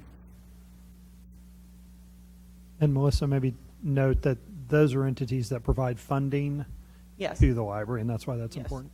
Just like I said at the beginning, when we have interlocal agreements in place with these people, or these cities and county. So the next section of fees that I'd like to look at are overdue fines. Their purpose is to be a deterrent to keeping library materials past their due date. So if someone keeps an item out for weeks without returning it, it's not actually available for other people to use. We want those items to come back. So we charge 25 cents per item per day for overdue items with a maximum fine of $1 per item. So these fines are applied only when an item is kept out past its due date, and they are avoidable, Mr. Kessel. No, I'm just kidding. I'm just teasing. And I'm teasing because he tells me that he doesn't like to return materials, but he never has not. I did return the Go Dog Go book. Yes, you did. So, we do, I think, all know that life has a funny way of getting in the way of what our plans are and our to-do lists are, and it's not unusual for people to find themselves in having an item out that they haven't actually gotten back to the library on time. They usually remember the day after it's due. And when you have 3 children that have cards and they all have 25 items checked out, and then you have a card and you have 15 items checked out, and maybe somebody else in your household does too, and you're only 1 day late, it's really hard to swallow the idea that you might have huge amounts of fines for being just barely late. So we added an automated notifications and 3-day grace period to our fine structure several years ago to help make this an easier process for customers. 3 days before an item is due back to the library, the customer receives a text or an email reminder to let them know that an item is coming up for renewal or to return to the library. If they decide to renew the item, they can at that time, or they can bring it back. Either way, there's no charge. The thing has been returned exactly as it should be. So if they find themselves on the day after looking at that pile of books next to the door going, oh man, I forgot, I meant to take that back, we do have a 3-day grace period. So if you return those items that day or sometime in the next 2 days, there's no charge for that either. You have 3 days to get it back. On the 4th day, we've lost patience a little bit. So on the 4th day, the fine is 25 cents per day, and that fine is retroactive back to the day it was due. So after your 3-day grace period on the 4th day, if you return that item then or any time after that, it's 25 cents per day. We do lessen the impact of that a little bit, though, by having a maximum fine limit on each item. So on the 4th day, it's $1. You're not ever going to accrue any more fine than that. You do need to bring them back, though, and come in and pay your fine. Do overdue fines work? Well, yes and no. They do help reinforce the return date for many users, but unfortunately the opposite is true for a lot of others. There are people who, when faced with paying a late fee, they simply return the items through the book drop, they drive away, and we never see them again. They're afraid. They don't want to go in and be faced with a big fine. They think they're going to have some outrageous amount of money on their account. I don't know if it's the idea of we're an authority or some sort of parental unit and they don't want the ruler on the knuckles. I'm not sure, but it's just an interesting phenomenon. There are also people who actually will keep the materials and not return them in fear of having this fine. Both of these outcomes are the opposite of what we actually want to happen. So we want both of the materials and the customers to come back to the library. This behavior is not local to Schertz. It's actually global. And because of it, public libraries are rethinking fine structures and reducing or eliminating overdue fines. The burden of large fines are seen as, or the burden is seen as a barrier to library use, and particularly to children and other populations that really do need library services.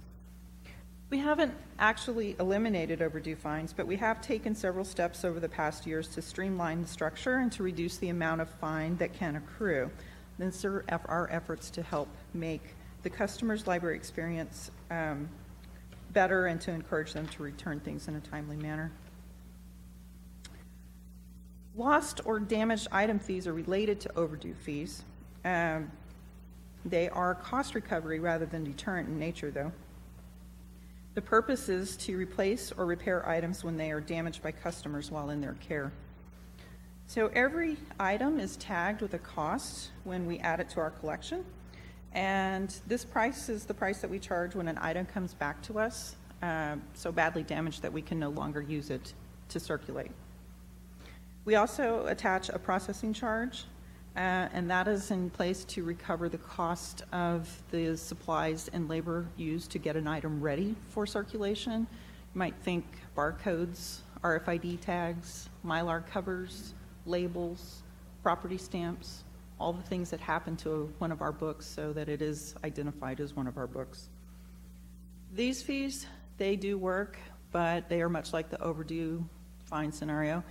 A lot of people take responsibility for their materials. They take care of the materials while they're at their homes.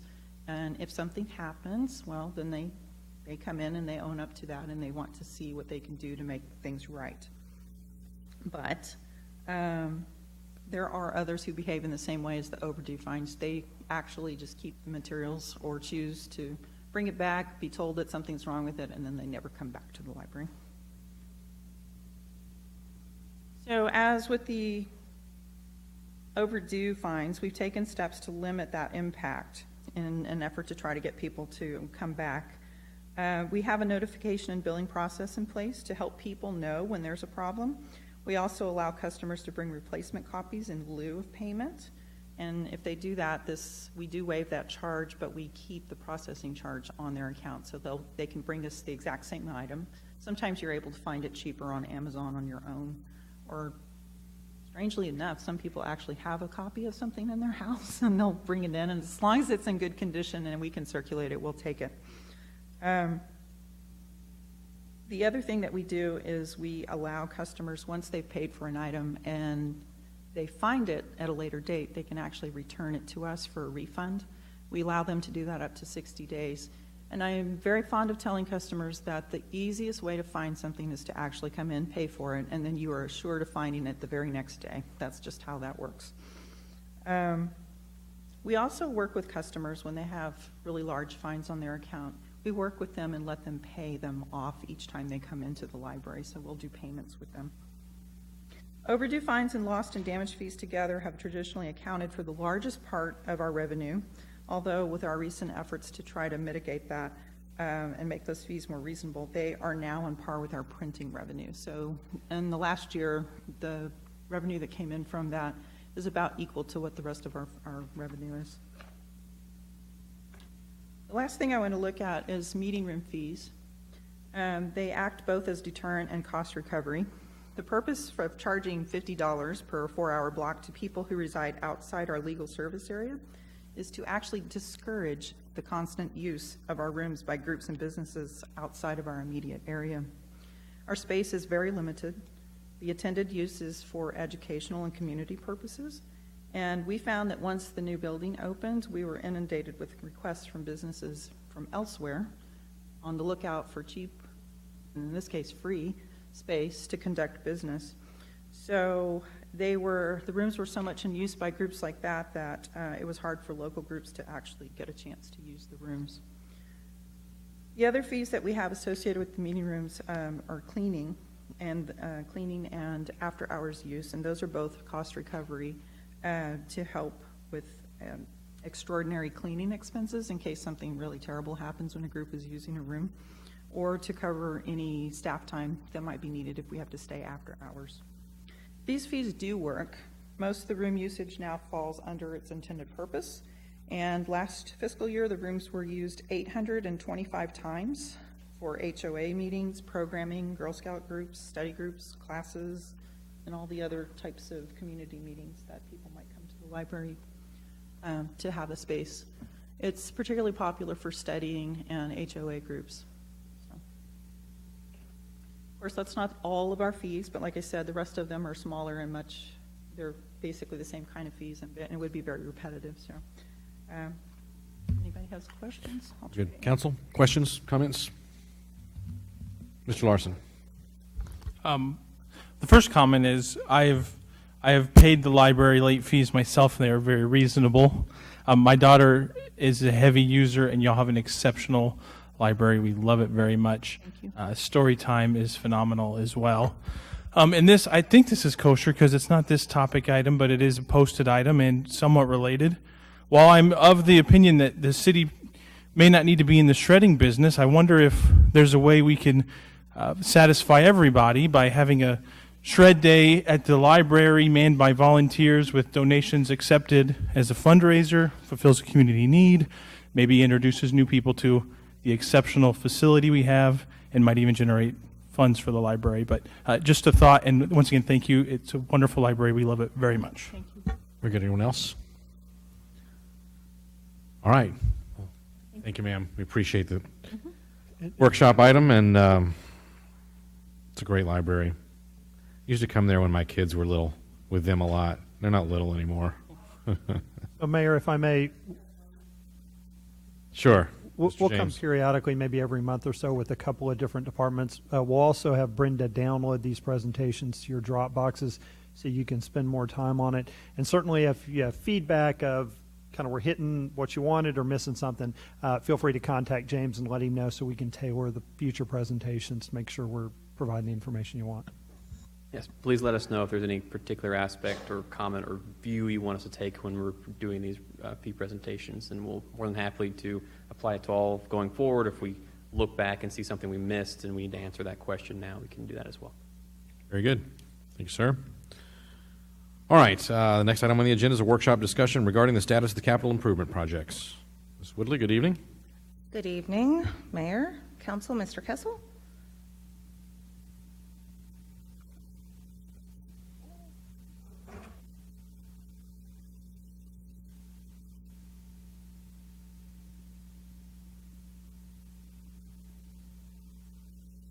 So I am here this evening to give you updates on the capital improvement projects that we have going on here in the city.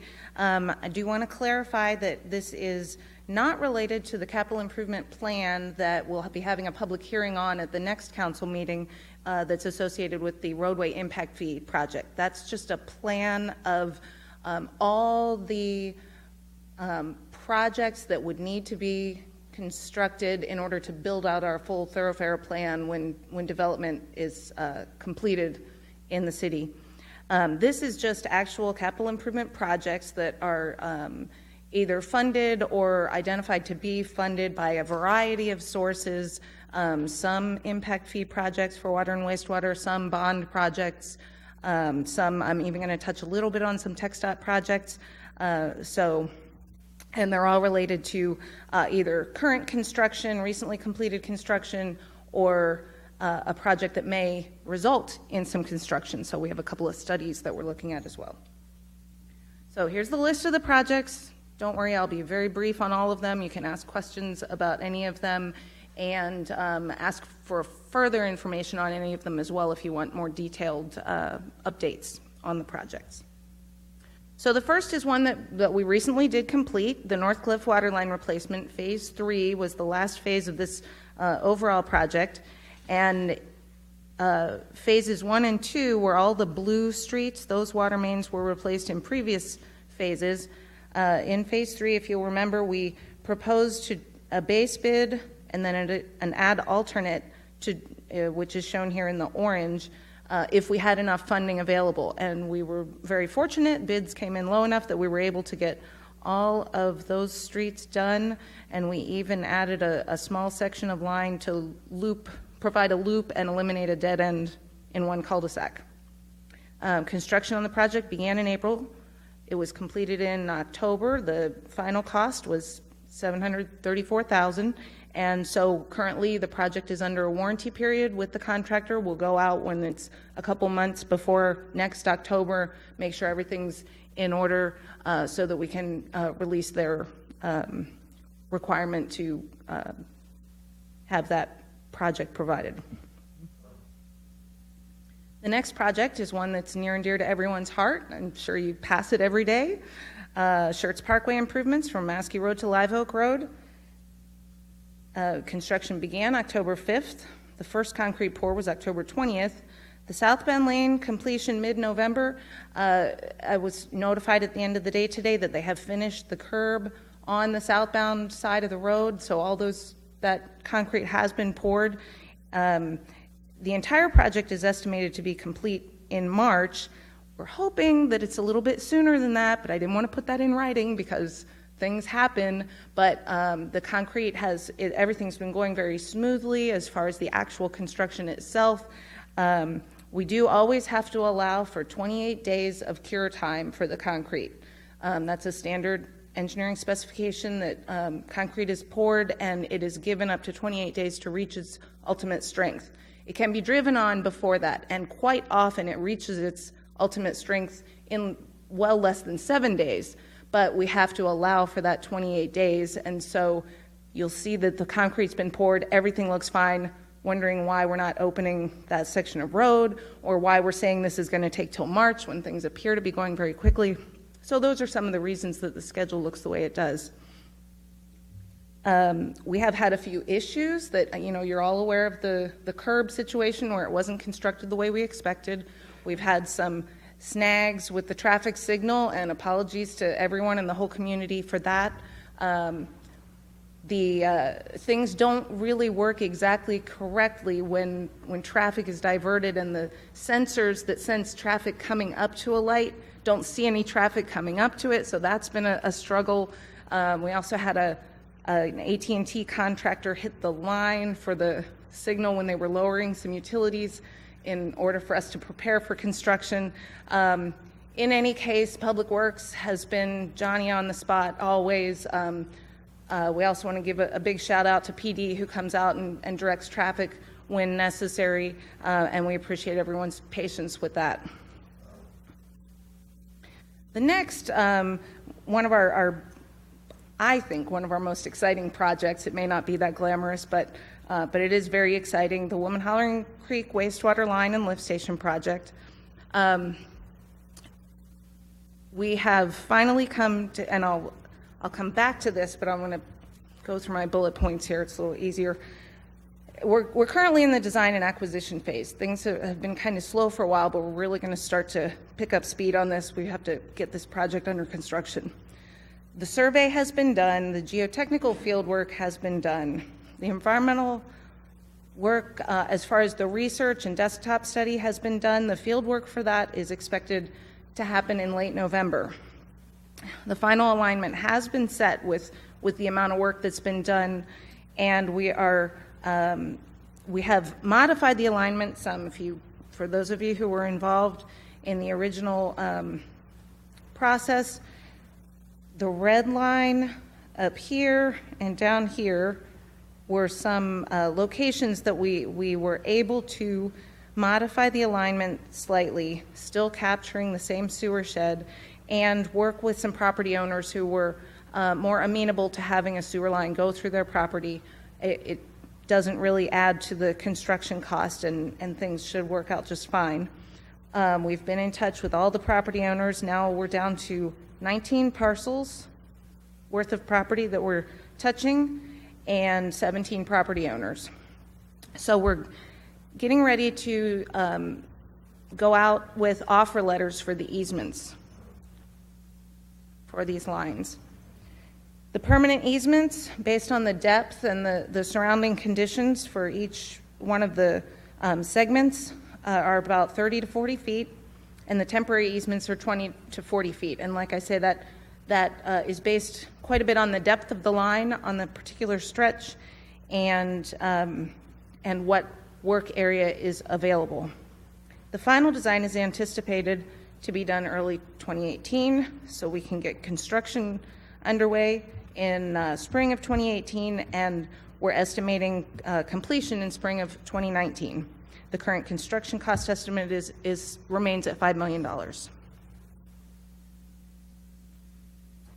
Another project that we're hopefully going to start expediting is the elevated water storage tank, 1 million gallon elevated storage tank in southern Schertz. This kind of gives the location. This is 1518 Schaefer Road. This is Ray Corbett Drive that's constructed up to approximately this location right now. It will in the future be extended back here. This is the property that was purchased by the city for the site of the elevated storage tank. There will be a follow-on project for a ground storage tank and a booster station at that location.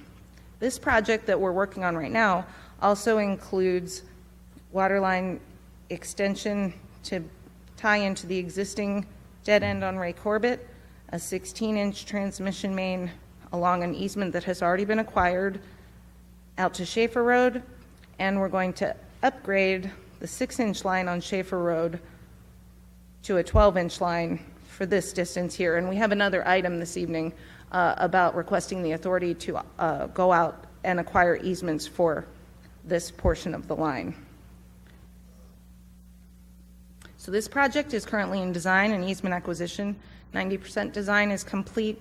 We are waiting for FAA review.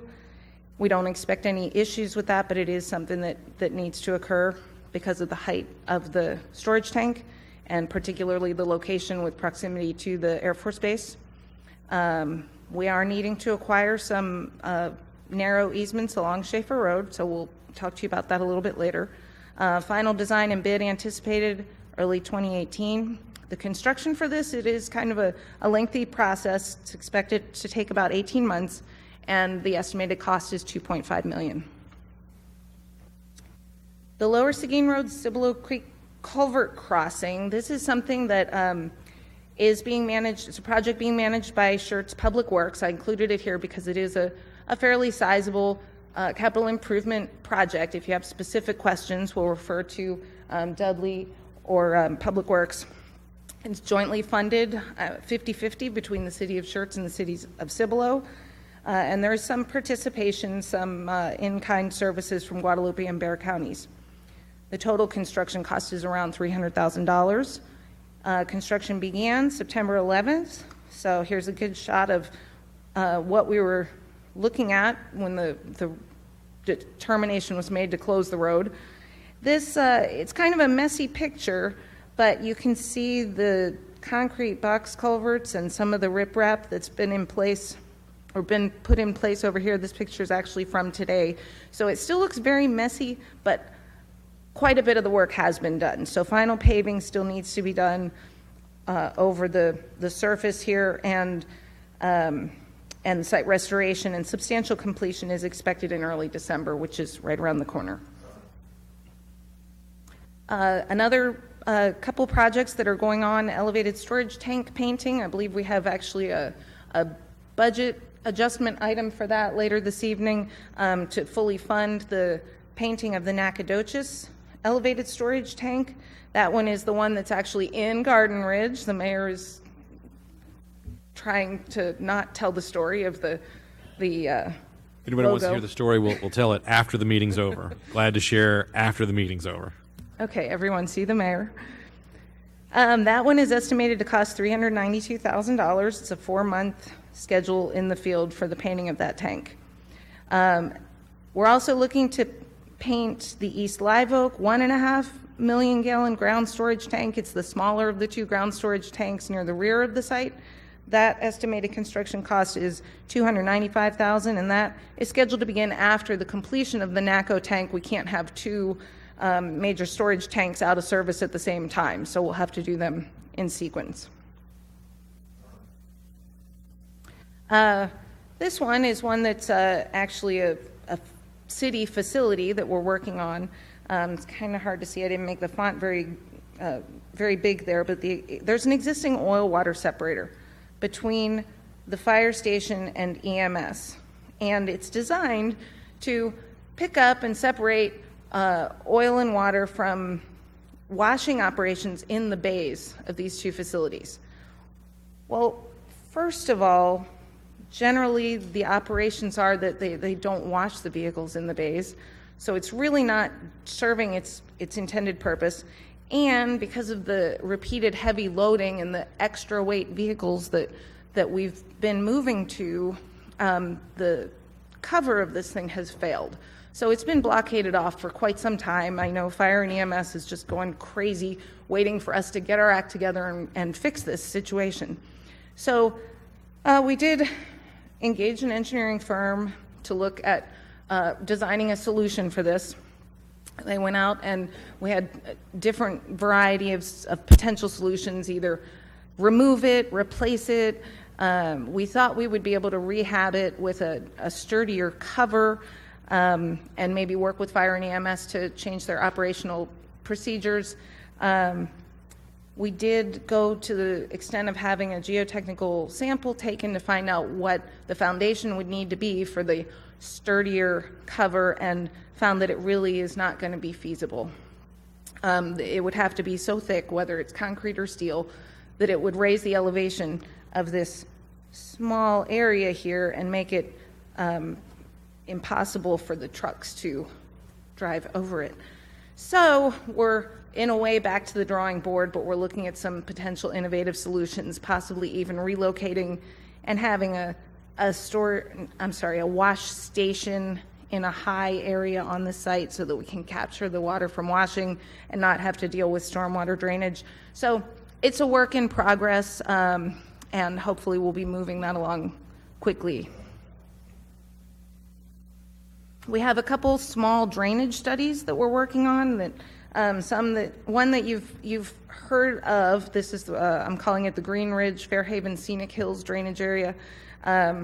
There's a large amount of water that drains down the hill from the Fairhaven subdivision through Scenic Hills, which is a private gated subdivision. They're responsible for maintaining their own roads. There have been complaints that there's too much water coming down, damaging their roads. So we're going to look at it and see if there's anything that we can do to helpfully mitigate that situation. Another situation is down in southern Schertz, between multiple subdivisions in the Laura Heights area, the Reservist Schertz, Ivy Heights, Hunter Estates, where the drainage from the entire subdivision outfalls into a private stock tank. And when the water elevation in this stock tank is high, when we have rainy years, it starts to back up into the subdivision. So we're hoping that we can find a way to deal with that in a right-of-way that's been dedicated with the subdivision. So these are some smaller studies that, as I indicated, may turn into construction projects at some point. Just wanted to include them here so you know there's something going on in those two areas. And Kathy, maybe just to clarify, the backup on the Lazar Parkway, Laura Heights, we say it backs up into the subdivision, it stays within the existing drainage channel. Correct. That creates a maintenance problem because it's got a low level of water in it. Yes, thank you. It's not affecting homes, but it is affecting the area, the residential area. The FM 1103 utility relocation project. This is also being managed by Public Works. It's currently in the design phase, and Ford Engineering is working on that design. They're coordinating with TxDOT to establish the appropriate adjustments for utilities, in some cases asking the engineer for the 1103 project, can we change your drainage pipe a little bit so that we can avoid a conflict with our water main? So it's a very collaborative type of project. The roadway rehabilitation project is, I'm trying to change the name of that to roadway rehabilitation, but it's also known, it's historically over the last year or so been known as the PCI, and the PCI Pavement Condition Index. That's really an analysis of the streets in the city of Schertz, but the construction will come with actual rehabilitation of the streets. So we do have some bond funding identified, and we're working with Public Works to refine the scope of the first packages of those projects. The basis for that is the output from that PCI study. Also, We've gone out and looked individually at a lot of the streets that were identified at the top of the list to define the appropriate fix for each one of those streets. The study gave us a broad idea, but we're looking more carefully and refining the cost estimates right now.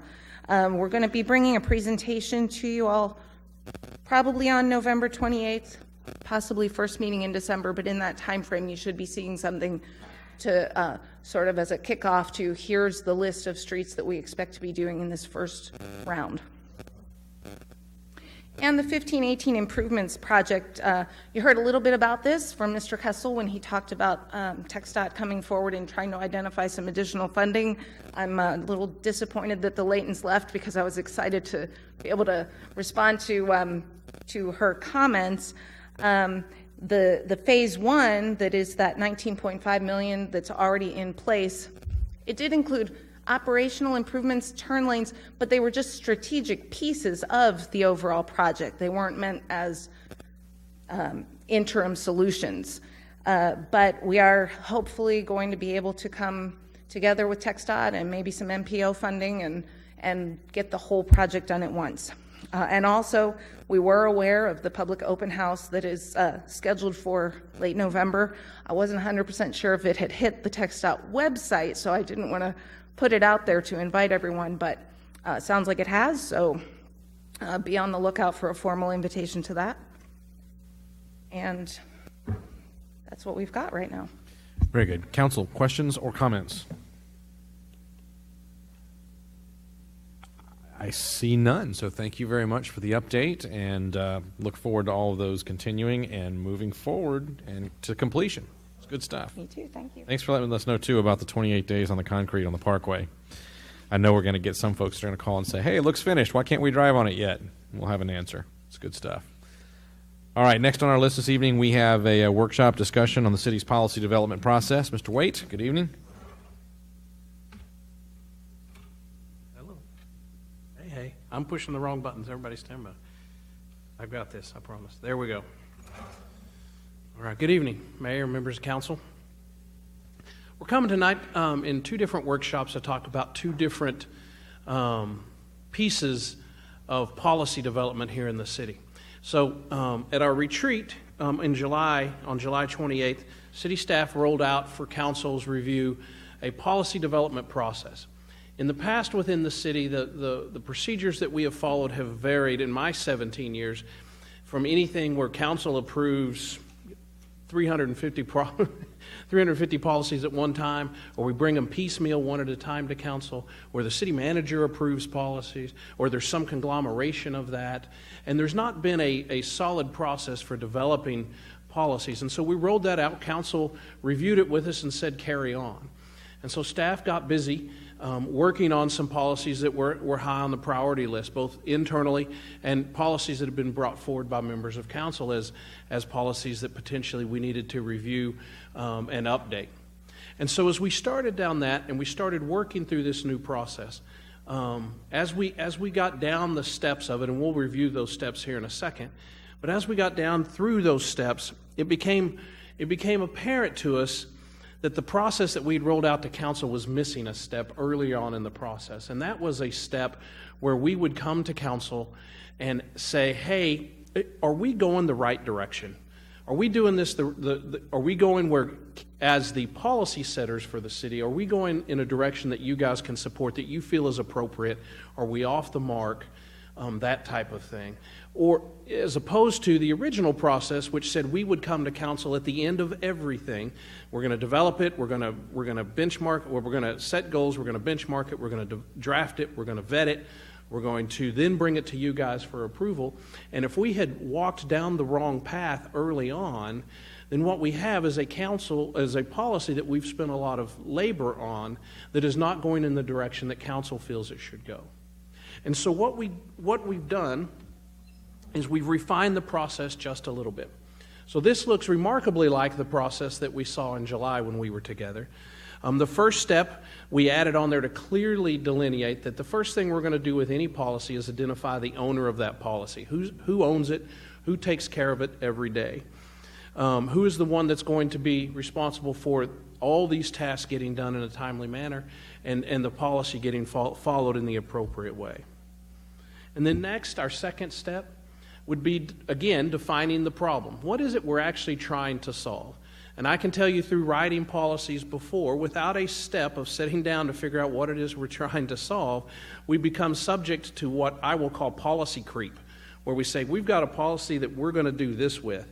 And by the time we get it drafted without any real clear goals set for it, it's doing this step plus 2 or 3 other things we never intended for it to do, which can be confusing for staff on the back end based upon what we have stated the policy is addressing, if it's now addressing 2 or 3 other things. So the critical first step for us is to define the problem, lay out the goals of the policy, what is the problem we're actually attempting to address, and so when we speak to council about it, it's very clear we're working on this policy for this very precise reason. And then what is success? What is a successful policy? What is the right policy based upon those things? Then the next step we wanted to do is benchmarking, where we reach out to our legal attorney, our city attorney. We reach out to other organizations. We look at what legal precedent is and what are all of our benchmark cities and local cities, depending upon the policy. What are they doing with this exact same issue? Do they have policies? If so, why? If not, why not? And try to put together a synopsis of what other folks are doing. The other reason we do that, and you'll see that in drafting, is I believe that the last original idea was the wheel, and everything else has been adapted from that. So by benchmarking and gathering these policies, we have a good idea not only of what others are doing, but a place we can start to help achieve the goals that we've laid out. And then we've inserted this new piece of the process. So the old process went from benchmarking to drafting, and in working on 2 or 3 policies that we're going to talk about in the next workshop, on a couple of those, we got down the path of drafting, we vetted a little bit, and we were like, are we even certain council wants to go down this path? Are we certain this is something council could support? And so we came back to this city council review process. And we've inserted this right after benchmarking and before drafting the policy. And the idea of the city council review is that we'll give you the policy goals that we've developed. We'll give you a review of all the benchmarking that we've done, and we'll set an approval plan about how that policy should be approved when it is completed, or how staff feels it should be approved when it's completed. And at this level, the idea is council will say, you know what, yeah, that sounds like a good idea, or have you thought about this, or have you thought about that? But we don't have anything drafted yet. We're not getting down into the weeds of anything. We are just saying, based upon what we've been told, based upon our goals, we feel we should be going here. So that gives council a chance to go, hey, that is perfect. Hey, maybe not. You know what, maybe you need to go back to the beginning because this is really what we think we should be looking at and not that. And so it also allows for a second arrow to go into the chart that potentially after the council review process, we either carry on with the process or we reset early on in the process and go back up and readjust the goals we're trying to achieve with the policy and then move it down through the process a second time. So at this council review process, I came up with an analogy of this is that is the time where we're saying, you know what, we think we need to go to Abilene. It's not the time to sit down and say what we're going to do is we're going to leave at 10 a.m. in a city vehicle. We're going to make sure we have a gas card. We plan on stopping for lunch at this location. We're going to travel down 281 and then turn off 281 onto. It's not the time for that level discussion. It's the time for staff to say, we think we need to go to Abilene. And for council to go, are you sure? What about Lubbock? Or maybe Dallas? Or you know what? I think we should just stay in Schertz here and not really go anywhere. Later on, as we go through the process and we get to council approval, that's the time for us to discuss, you know what, we're going to go to Abilene, and while we're there, we're going to make sure that we visit the zoo, because we've heard from some folks that Abilene has a very lovely zoo. And we're going to go in early spring and not the summer when it's really hot and miserable. But that analogy kind of shows the difference between the two times that we're going to come to council with policies. The first one, very high level, are we moving in a direction as the policy setters for the city that you guys think you can support? Realizing when it all vets out at the bottom and we have language on paper that we may still go, you know what, this missed the mark. Or yes, this is what we had talked about, we tweak this or move that, and we're good. So that is the point of the council review step being inserted in the process. After that, then, we would carry on with the process as it was originally designed, which is drafting of the policy, first draft, second draft, work through that, either create it from scratch or model it from others. Then next would be the vetting process, which would have been set up in the original defining the problem. But how is that going to be vetted? Most policies will be vetted initially through the city attorney to make sure we're following appropriate legal precedent and we're not stepping outside of the lane and trying to do something that's not supported by law. But then how do we vet that throughout the organization? The folks who are going to be affected by that policy. And that's really, the organization review is really a balance between reviewing it broadly across the entire organization and then how deep down in the organization do we do that. So some policies we may want to review as deep as we can possibly get it because of the effect that it has on people's day-to-day work activities. Others, like one of the ones we'll discuss tonight, we may not vet that deep in the organization because whether or not we like it, it's imperative upon the organization to have a policy that addresses that, either from a legal protection standpoint or a federal mandate standpoint or a state mandate. And so there's not a need to vet that so deep into the organization if the state or the feds or our attorneys say it's got to say this to protect the city at the highest level possible. And then after that comes the approval process. And the approval process for policies in the city is laid out in the city charter. In section, my pages are sticking. In section 6.02, it lays out, it says the city manager shall be responsible for the preparation of operational and personnel policies which affect the budget and employee discipline and or adverse actions shall be approved by city council. And it says the city council may accept and adopt such policies as proposed or may adopt them with such amendments as the city council deems necessary. So basically, following this policy development process. And it goes on to say that the operational and administrative policies shall be approved by the city manager, but shall be provided to city council for their information. And so in this approval process, and one of the things we want to do at the city council review level is to have this discussion because the charter lays it out and it seems pretty evident on the surface of what affects adverse actions against the employee or the budget or personnel actions. But sometimes there may be some nuances to policies that staff may feel or council may feel are operational, and in reality maybe they need to be approved in the opposite manner. So part of that council review process is going to be early on having a discussion about the appropriate approval process for that particular policy based upon the direction that staff has laid out that policy is going to go, if that makes sense. And then lastly, and probably the most important piece of this whole process, and one that I can tell you that we have struggled with in my 17 years with the city, is the education and communication of policies to the workforce. How do we distribute it? How do we train people on it? How do they access it readily to determine if it applies to them, if it doesn't apply to them, when do they need to follow it? All of those other pieces is a critical step that we've never spelled out before. And I know that as an organization we've struggled with. And so we made sure that was an integral part of this process, that after we get everything written and it's been blessed at the appropriate level by the appropriate group or person, then also in that plan is how do we now get this out to the folks that are going to have to abide by that policy so that they know where their lane is. You know, they know where the two guardrails are and where they need to operate clearly so that they can better follow the new policies as it's rolled out, and it's not the worst case scenario, it's not a surprise to them that all of a sudden they've committed a policy violation to a new policy that they may not have known was in place.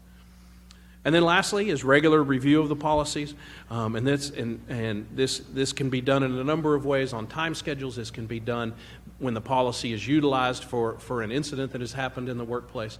But did we meet the original goals of the policy? Is it still meeting the need that it was designed to meet?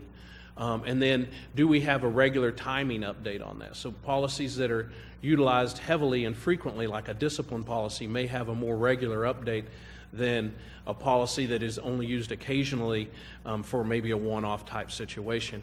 With the one-off type situation policy may be reviewed each time we have to use it.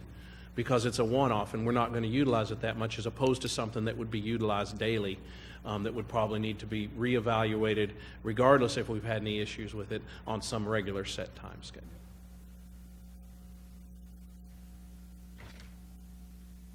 Did council have any questions about the process that we've laid out here? Council, questions for Mr. Wade about the process that we have before us? Comments? Mr. Edwards? I don't think this has ever been done in the history of the city of Schertz. And I'll tell you, this is developing the process. You know, we always talk about in corporate America, when we talk about process, follow the process, make sure you adhere to a process. This is important stuff and it's good work. Thank you, Dudley, or whoever helped you put it together. Notice the team. Okay, thank you.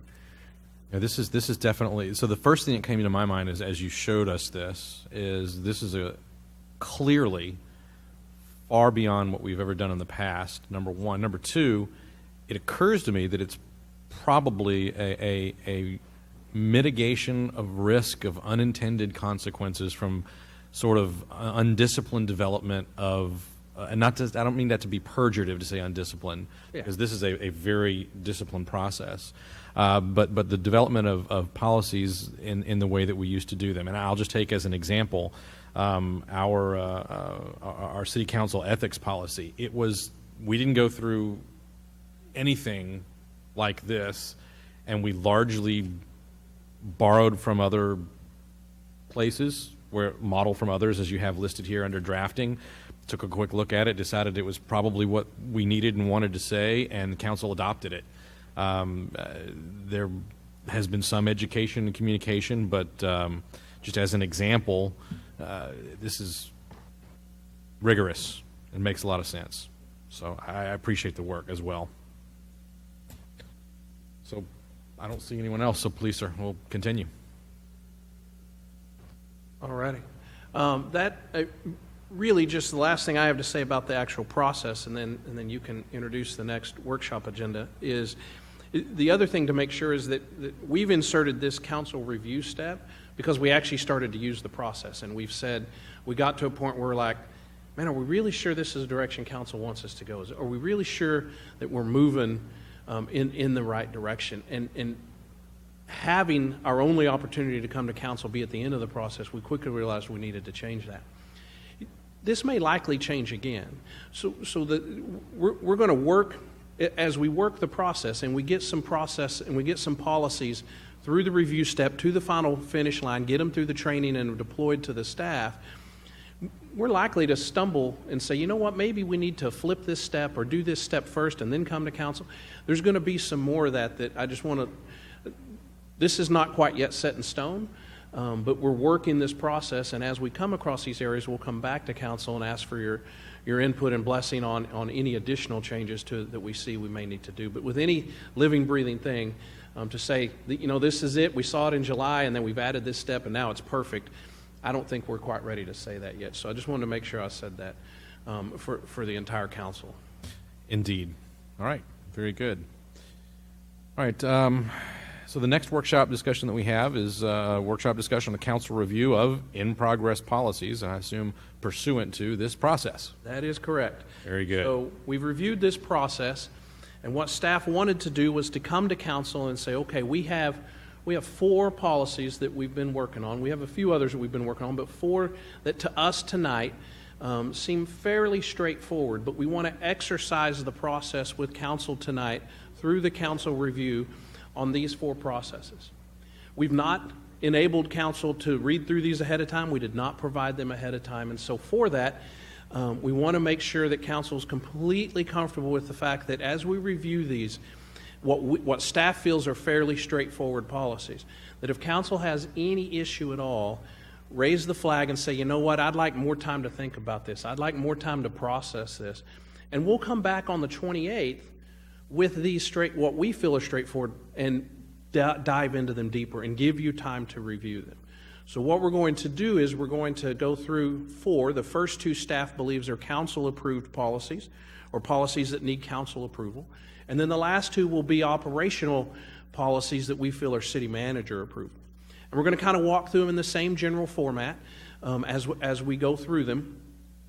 And after each policy, we're going to stop. We're going to give council time to ask questions about those policies, and we're going to give you an opportunity to inquire anything you'd like to know based upon what we know to date, which is the goals, the benchmarking work we've done, and kind of the approval plan that we have laid out there. And so if you have any of those questions, please feel free to ask. And again, if you feel any of these policies are something that you think you need to take, that we need to take more time on, we need to think about a little bit more in depth, then please let us know, and we'll come back and repeat this council review process on the 28th with those specific policies. Very good. Right. Our first two are human resource policies, and our Director of Human Resources and Purchasing, Jessica Kurz, is here to present them. Good evening, Mayor, Council.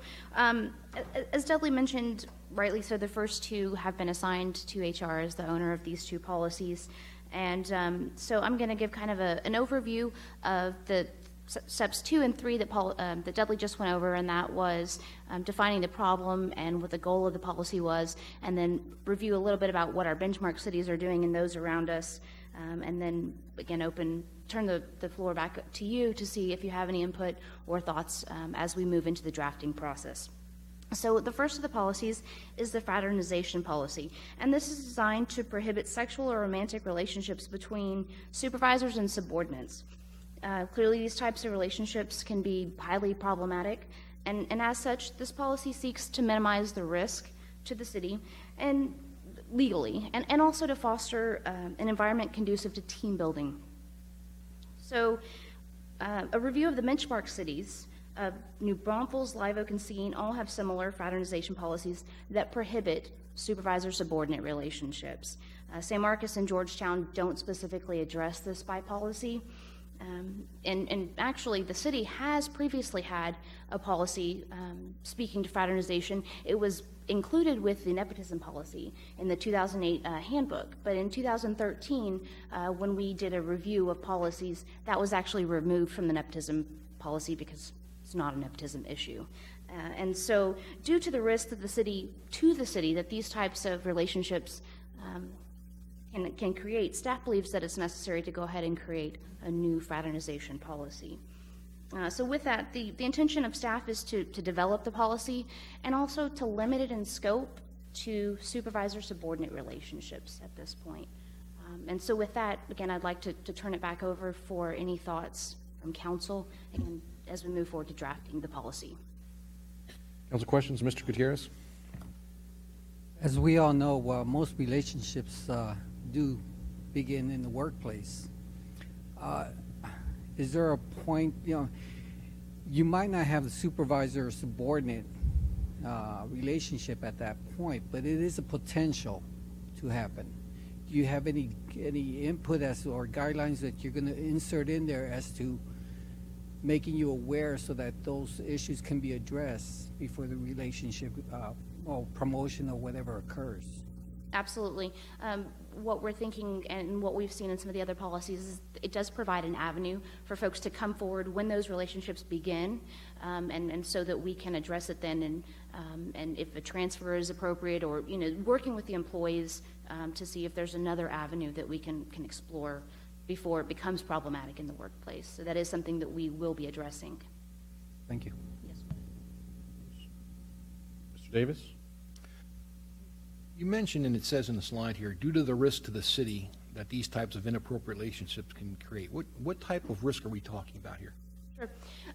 Well, we're talking about a couple different kinds of risks, but legally, when we have these relationships that occur, one, we often see favoritism, or at least the perception of favoritism can exist, and that can cause problems in a department.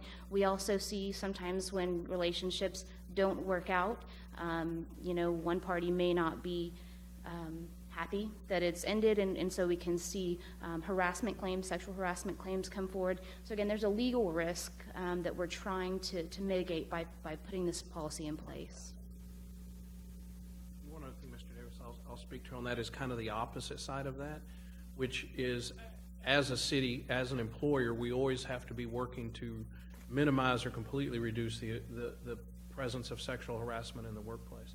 And so there is the potential as well as a risk to the city that if a supervisor and a subordinate are in a relationship, that may already be part of a quid pro quo sexual harassment issue, and that even though it looks good on the surface, it may be a direct result of the supervisor saying, we need to get together or it's going to be bad for you in your evaluation, all the other things that the supervisor would have control over. So there is the risk at the end of the relationship, but there's also a risk the city faces if we permit these, that could actually be a sexual harassment issue on the front end that causes the relationship to start. So how deep is this policy going to go? Is this policy also going to cover sexual harassment? And is this also going to be your sexual harassment policy?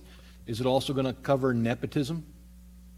No, Or are we just talking about fraternization here? Because, I mean, I understand the concern, but you know, in the big scheme of things, there are many cases where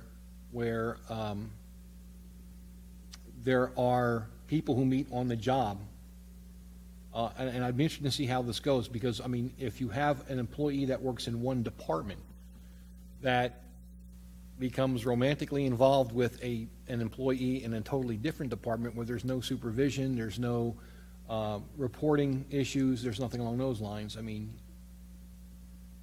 so there are areas in here that I think, depending on how we define fraternization.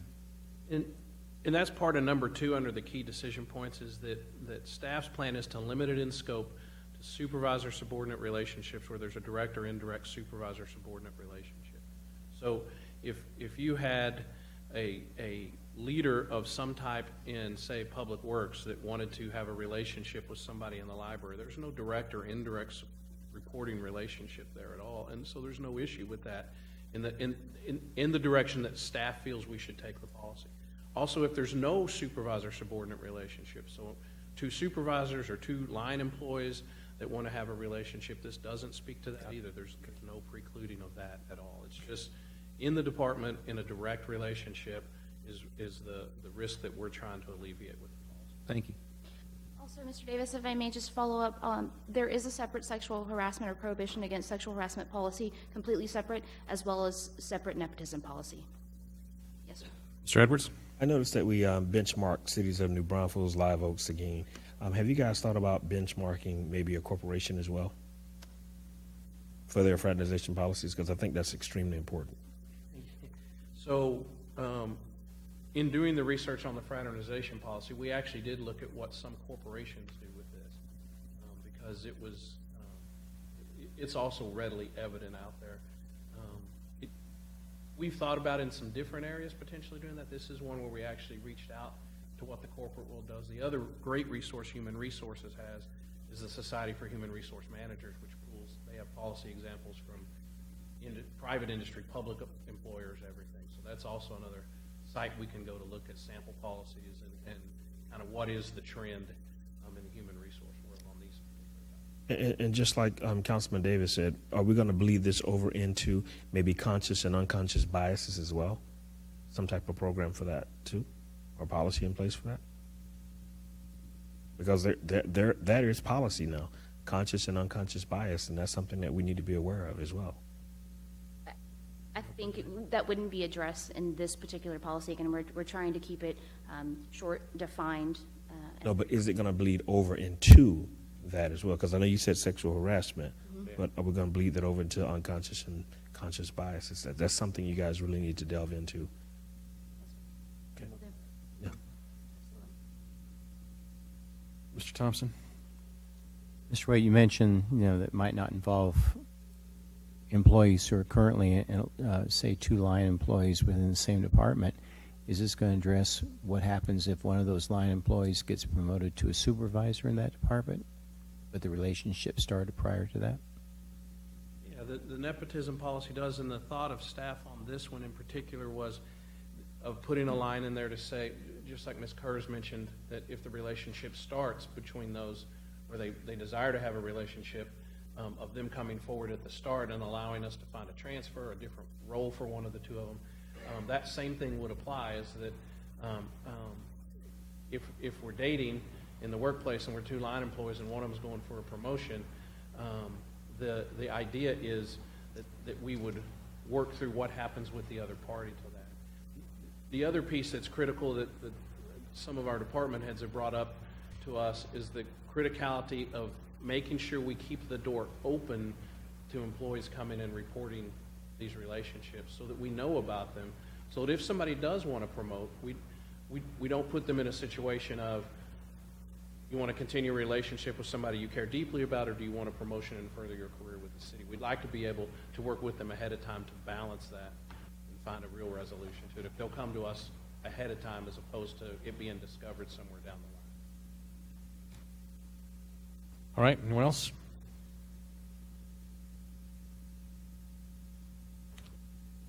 Appears not. All right, well, then I'll move on to the second policy, which, as I mentioned, is the prohibition on harassment and sexual harassment. So these policies will separate our currently single policy into two policies and then clearly outline the expectations of employees and supervisors on how violations should be reported. Currently, the city has a prohibition against harassment policy, which does include a section on sexual harassment, but we don't have a specific standalone prohibition on sexual harassment.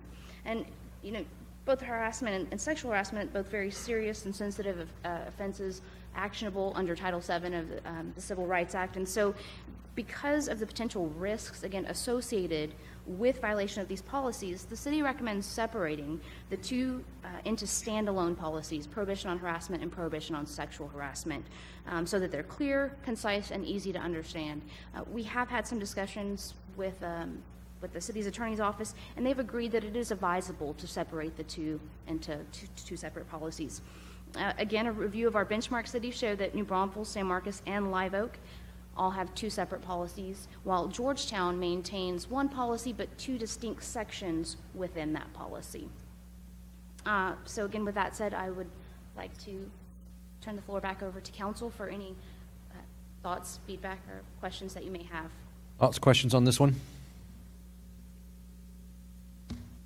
Council? Mr. Edwards. So everything we're going to be doing is going to be in compliance with federal law. So with that being said, you mentioned discipline here. Are you going to detail each discipline, each level of offense, or is that what you plan on doing in the policy? No, sir, that's not what we'll be doing in this policy. We will be bringing forward shortly the discipline policy, which will address, obviously, violations of a sexual harassment or any other policy, but would not be directly addressed in this policy. Thank you. I'm sorry? One of the things we want to make sure we also were clear about with council is that we're going to, one of the things we wanted to make sure we're really clear about with council on the on dividing the two policies is to establish also a very clear reporting of harassment and reporting of sexual harassment policies. Today, it's mentioned, but it's not spelled out very clearly, and so what we want to do is prevent anybody from potentially running into any type of dead end in reporting. So we're going to create a double notification. So if HR gets notified of a problem by an employee, HR has to report that back to the department head and up to the executive director, unless they're the party of the complaint. And same as with a supervisor or a department head. If they get notified of that, that has to immediately be notified to Human Resources, so that they come in and they tell a department head that's on their way out the door at 4:55 on a Friday and they're going on vacation for 2 weeks.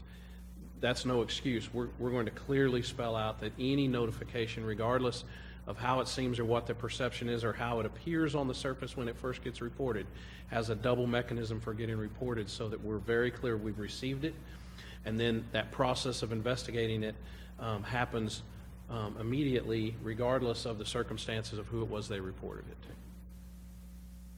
to. Okay. Mr. Crawford, you have a question? Mr. Waite, I have a question.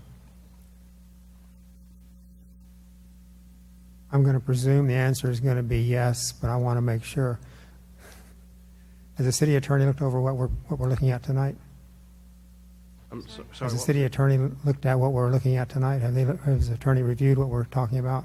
So we had discussions during previous incidents we've been dealing with the city attorney about this. We have not yet, because we are not at the drafting phase, sat down with the city attorney and said, okay, we've kind of split them apart. Here's the language. What do you think? We're not at that phase yet, but that will be part of the next step as we start the drafting and get into the vetting phase of it. Thank you. I have one other question. I don't know the answer to this one at all. I don't know what the legal answer are there. Any answer about it? You mentioned an issue being reported to the director or executive director of whatever department, so to speak. Is there a point at which council finds out about these issues to make sure that things are done in a timely manner as a monitoring kind of an issue? Or should they be? I would think from an operational standpoint, a couple of things. One is that it's imperative that the folks who are charged with dealing with these issues deal with the issues as quickly as possible. Traditionally, council has found out when a EEOC claim has been made or somebody's filed a lawsuit against the city, then we notify council for a whole host of reasons. One is that we try to keep everything very confidential when we get these claims. The other one is that from an operational standpoint, just investigating them, dealing with legal, dealing with was there a harassment issue or not, and then how do we fix that, how do we repair that, how do we move that forward so that the team can continue to function. Do people need to leave the organization? All those other things are really items that are charged to the city manager, and so that's traditionally how those things have worked. I think if the claim was against one of council's employees, I believe council would be notified, or at least the mayor would be notified immediately. So if it was the city attorney or the prosecutor or the city manager that was accused of one of those types of issues, then I think that would immediately have to go to the mayor because they work for you as opposed to employees that work at the pleasure of the city manager. Thank you. Mr. Edwards? Are we going to have something put in place? Tell me, this is a prohibition on harassment and sexual harassment. Are we going to have something like an ombudsman or some type of process in place that the employees could come to if they feel that they have some type of advocate, as one would put it, to actually come in and vent their frustration and anger to, or if nothing else, appeal to them to go to management for them?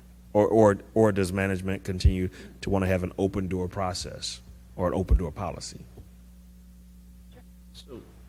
So I'll let Jessica speak to that as well. I don't believe that will be addressed in this process as far as like an ombudsman's type of thing for any type of issue that they've got to complain about. This will be very clear of where the employee is to go if the problem is with somebody in their individual department and they don't feel they can go to anybody in their department. There will be steps laid out for those employees who feel they're victims of harassment or sexual harassment, for them to take that claim to HR, to an executive director, to the city manager, whoever else that might be. And so that'll be very clearly spelled out there so that if it is their supervisor, or maybe they feel their department head knows their supervisor's doing it and they're not comfortable talking to their department head even, then there'll be steps for that. I'll let Jessica speak a little bit. HR kind of fills that role for us now with the individuals that work in there. People come to them often with issues. I'll let her explain a little bit about that ombudsman piece as far as a place for them to go. Absolutely. Certainly, we maintain an open door policy and encourage employees who have issues, would like to talk with somebody in confidence. We, happy to receive them, open to them to receive them anytime. We do have some procedures in place whereby, depending on what they're coming to us and telling us, maybe we'll spur another process, or we'll have to get other folks involved. But we are currently acting in that role as somebody who can advise them, or at least put them in touch with the proper folks if we aren't that group. To get them the help or the resource, whatever it is that they're looking for. So we're currently filling that role. Thank you. Sure. Yeah. Nothing further? We'll move on to the next one. All right. Next, I think Brian's on his way up. We've got a couple of city manager approved policies to go through. Thanks. Okay. As Dudley mentioned earlier, I think part of what we want to talk to you about is a couple that are really city manager approved policies.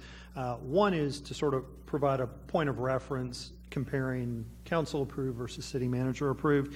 And as John may have indicated, or Dudley may have indicated, while it seems pretty straightforward on first blush, obviously there's could be perceived a little bit of crossover. For instance, if you violate an internal control policy, there may be disciplinary action that comes from that, but it's not in and of itself that sort of a thing. The other reason on this one in particular we wanted to walk you through it is because this policy will affect those of you that have a city-issued credit card, and so it will apply to you as well. But really, as mentioned, this is an internal control policy. This is something our finance department, purchasing department, those who hold credit cards and their supervisors need to have a system in place to ensure that they adequately manage credit cards. So again, it'll outline the process for issuing, tracking, and rescinding credit cards, identifies responsibility for making, reviewing, tracking, approving, correcting, and reconciling credit card reports. Everybody gets those monthly. You need to go through them in a timely manner and make sure your charges are appropriate. And then it outlines minimum security measures associated with that. I will say this is used in conjunction with the city's purchasing policy. It's not the purchasing policy in and of itself. This is just one of a number of mechanisms by which the city can procure things, and so all purchases must comply with the purchasing policy, but this deals with how specifically folks use credit cards, having a receipt, things like that. The reason we need to update it is the policy previously is just old and outdated. I think the way we use credit cards is a bit different. Again, as an example, you rarely see folks in the grocery store writing a check. That was common practice in the past. Credit cards become more prevalent. There are currently some contradictions within the credit card policy, the current kind of credit card authorization. It makes very clear that the credit card has the credit card holder name embossed on it, shall be used only by the credit card holder. Fairly straightforward. That's so important, it then says no other person is authorized to use the credit card. Okay, I got it. Oddly enough, the next sentence says the credit card holder may on occasion authorize someone to make transactions on their behalf for the department itself. So you can see the issue. The other is it stipulates department heads are the only ones to have credit cards, but as many of our administrative support staff say, yeah, we're the ones doing all the work. We're the ones who really need the credit card to book reservations and things like that. So it really is an update. To answer Councilman Crawford's question preemptively, again, once we've drafted it, we've done the internal review with departments that may be affected, we will bounce the entire thing off the city attorney or send it to them for review, though I will say we have bounced some questions off them in terms of folks making reparations if they misuse a credit card. So we're kind of touching base as need be, so we don't get too far off, but it will be fully reviewed. The other thing that complicates it a bit, while it may seem straightforward, is credit cards are used in very different ways. As you know, we often send or have our folks from public safety departments go off and to assist other communities. They need a way to quickly make purchases. We need to make sure the policy is flexible enough to accommodate that. So again, we feel like this is a city manager approved one. We'll continue the internal process of drafting it, and then we'll provide it to council and walk you through it just like we will with staff, so you know that it applies to you as well and what you need to do. So with that, unless there are any questions, good. I'll move on. There appear to be none. Let's go to the next one.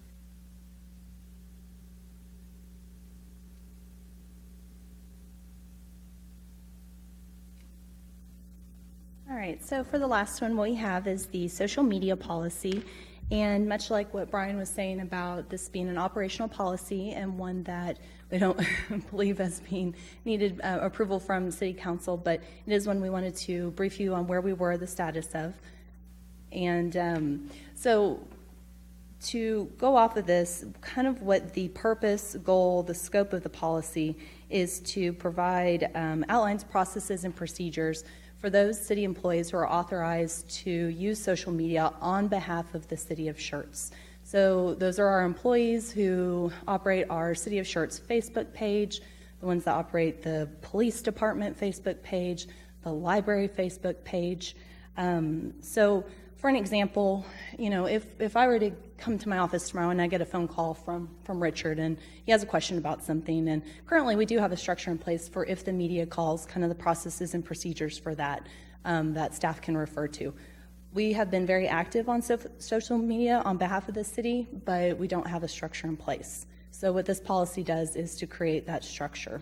And it also, for those departments that may not have social media platforms, it provides a process to them to how to create that and go about forming a platform if they choose to have a Facebook page, a Twitter, whatever the case may be on that.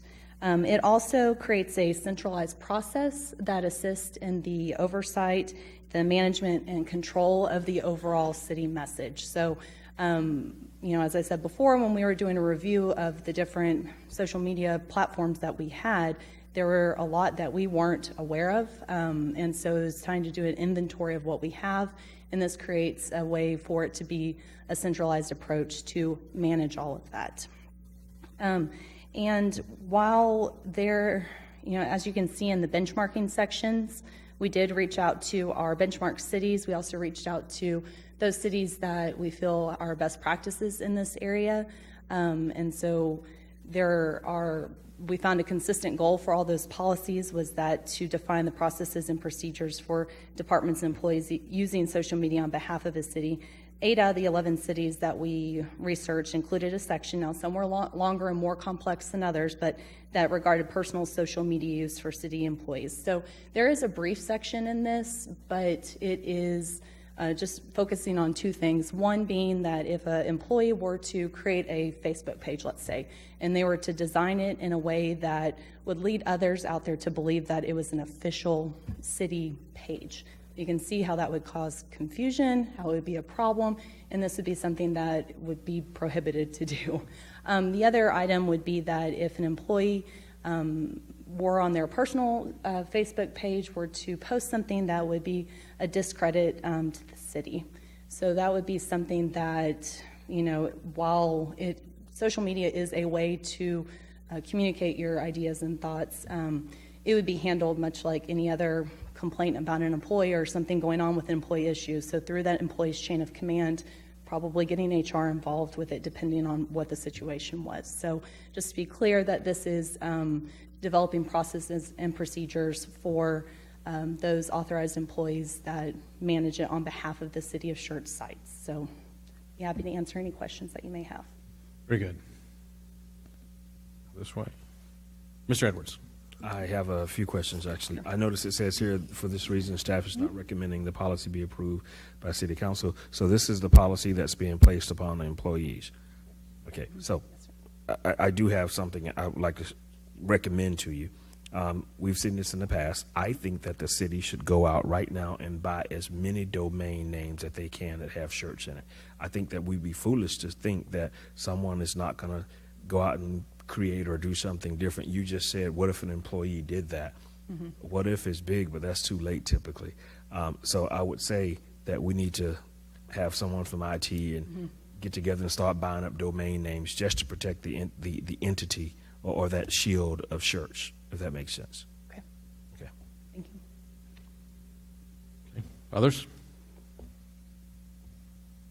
Appears not. So,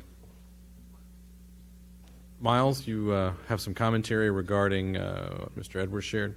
And I was basically saying that I think that we ought to go out as a city and buy as many domain names as we possibly can now to protect the entity of the city from someone just taking that identity, starting a frivolous website. We currently own over 100 domain names. Okay. In various forms for Schertz Fire, PD, EMS, Schertz.com, net, and all of that. So we've acquired quite a few of them over the last couple of years, and when some of them that we couldn't buy come available, we pick those up. We just picked up SchertzLibrary.com last week because it became available. So we do try to keep up with that, and when we run across them, we snag them pretty quickly. And like Schertz Public Works, and we have all those already taken care of. Haven't kind of the public works ones, didn't see a lot of draw there, but most of the ones that we were concerned about were the public safety ones like, fire, PD, and EMS, and made sure that we had all the variations for those, because those are the ones that could really get in trouble with if somebody snagged them and did something nasty with them. Schertz Fest as well, we already have we that own one. those. And Trunk or Treat. Okay, just want to make sure. All right, thank you. No problem. And like as Brian mentioned earlier, when this one is, I've been working with Mr. Santee with this as well as our Public Affairs Department, as they're going to be the owner of this.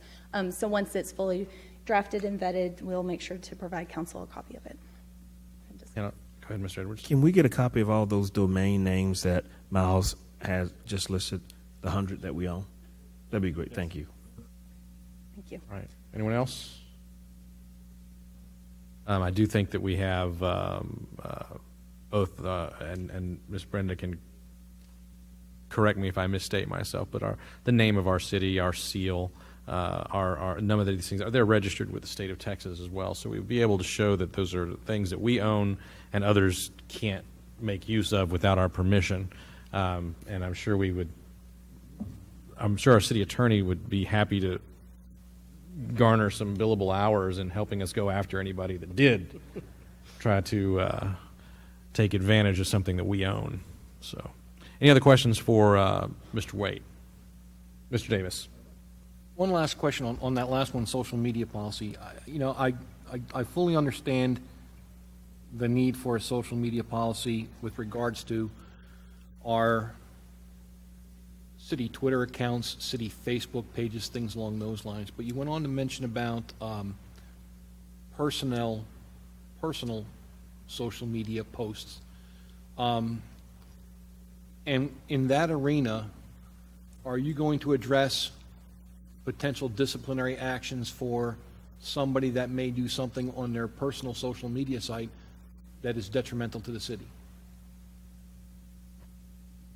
Yes, so, and Jessica, I don't know if she wants to answer that from an HR perspective. So if there was, like you said, an incident where, of course it'd have to be reported, right? So so-and-so made a post that, what it is.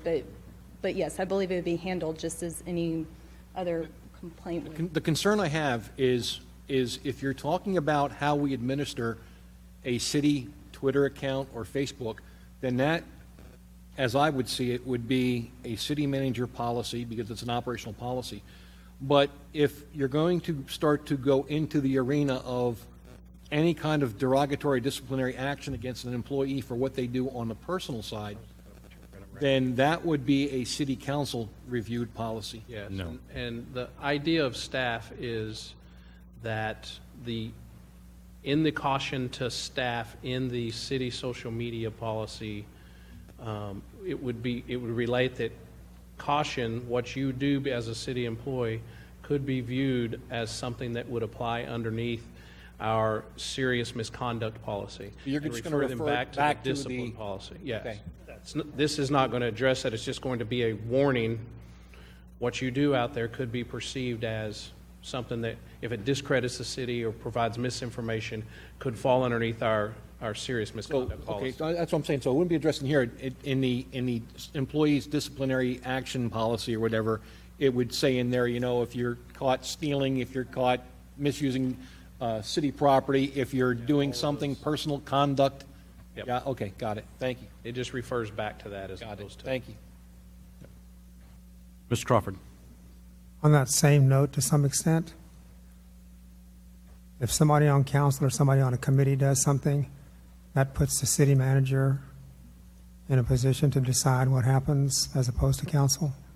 No, this is strictly limited to the city employees. This does not We're address not- anything having to do with the council or appointed members of boards, committees, or commissions. That's a council function to develop that policy, should we do so, not a staff function. Thank you. Anyone else? All good? All right. Listen, thank you for the updates on those policies and the progress Mayor, therein. one quick thing Yes, just sir, to Mr. wrap Wade. up. I just wanted to give council one last opportunity. We've introduced kind of a new step in the process.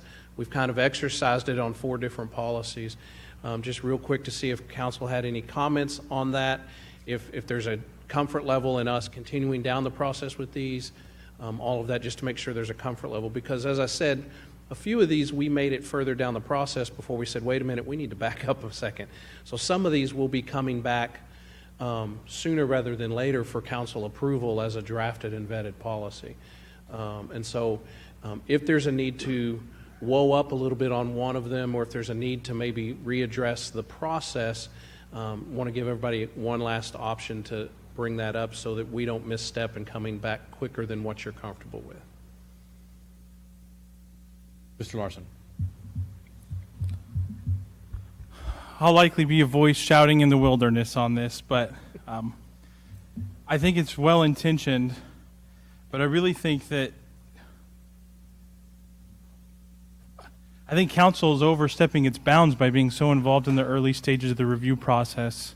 I think there's a lot of more important things that council can be reviewing in terms of economic development and setting future policies for the course of our city. And instead, we're spending hours on minutia of city details, of which we have very qualified professionals with a track record of exceptional success to do.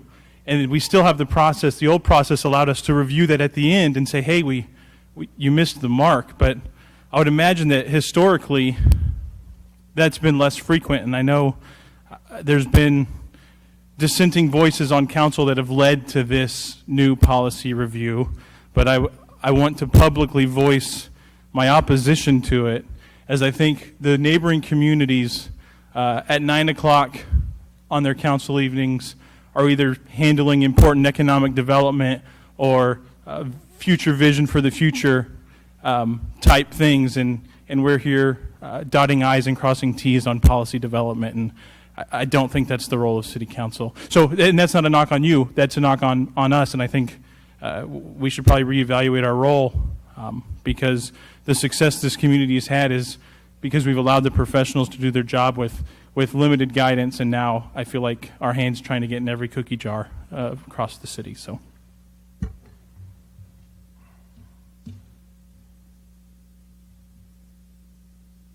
anyone else? I would just say I would like to both, to all, to the process that's been brought forward by staff, which is a rigorous and strong process and something we haven't had in the past.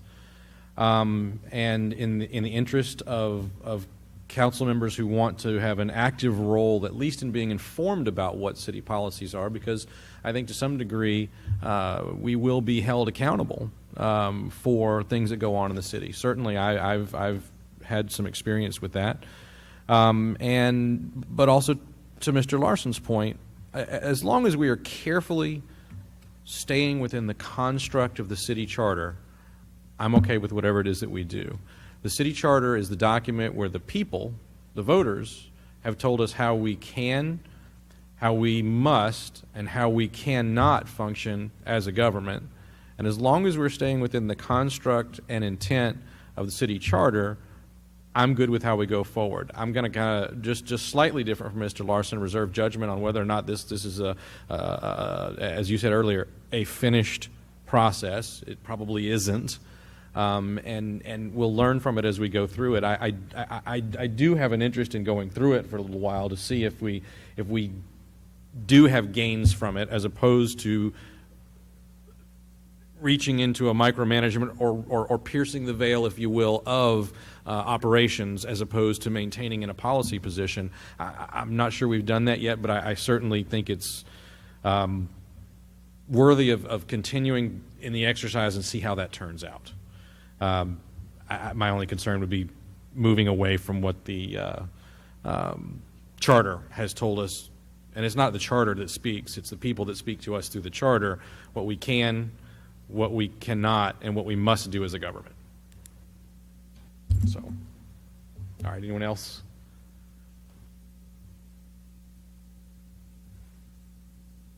We may not be finished with this topic.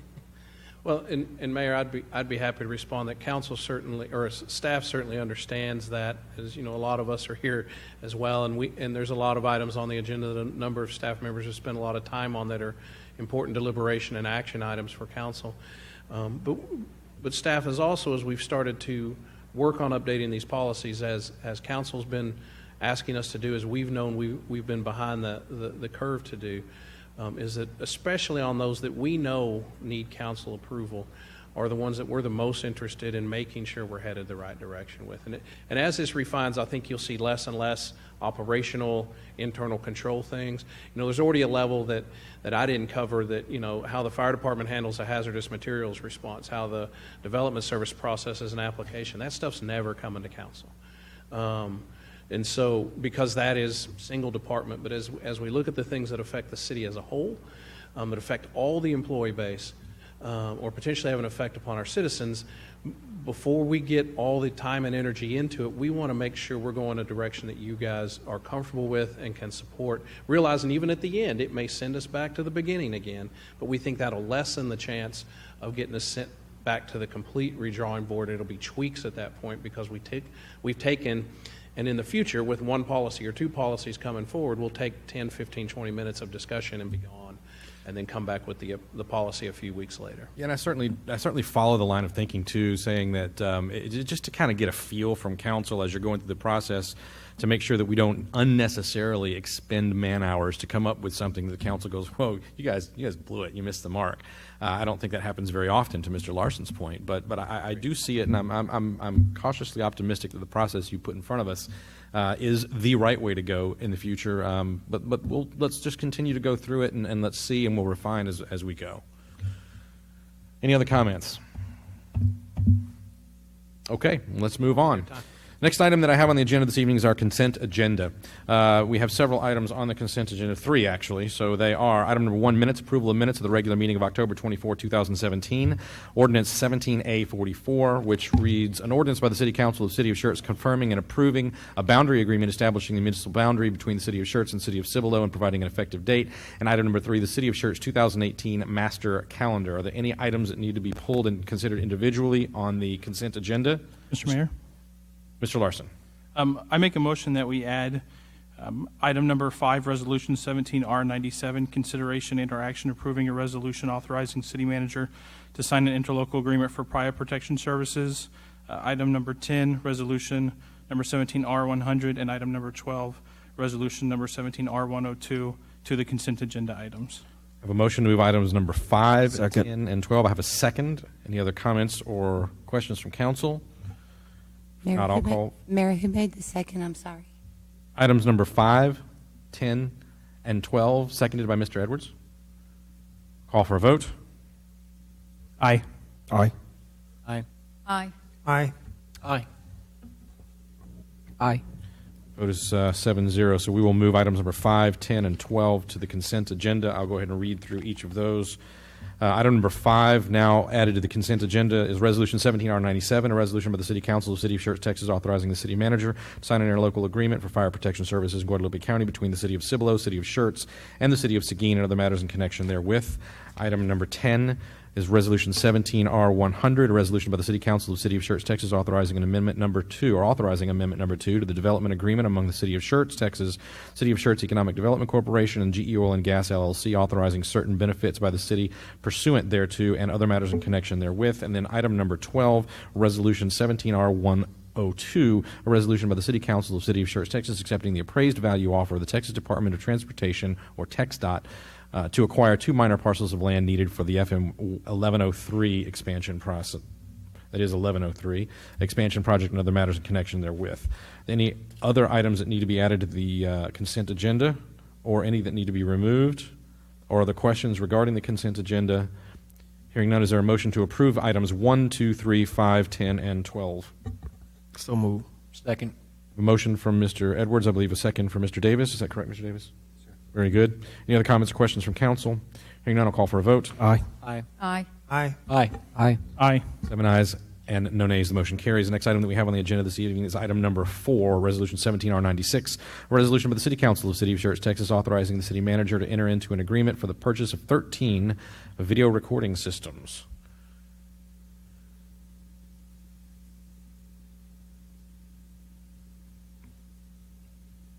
Good evening.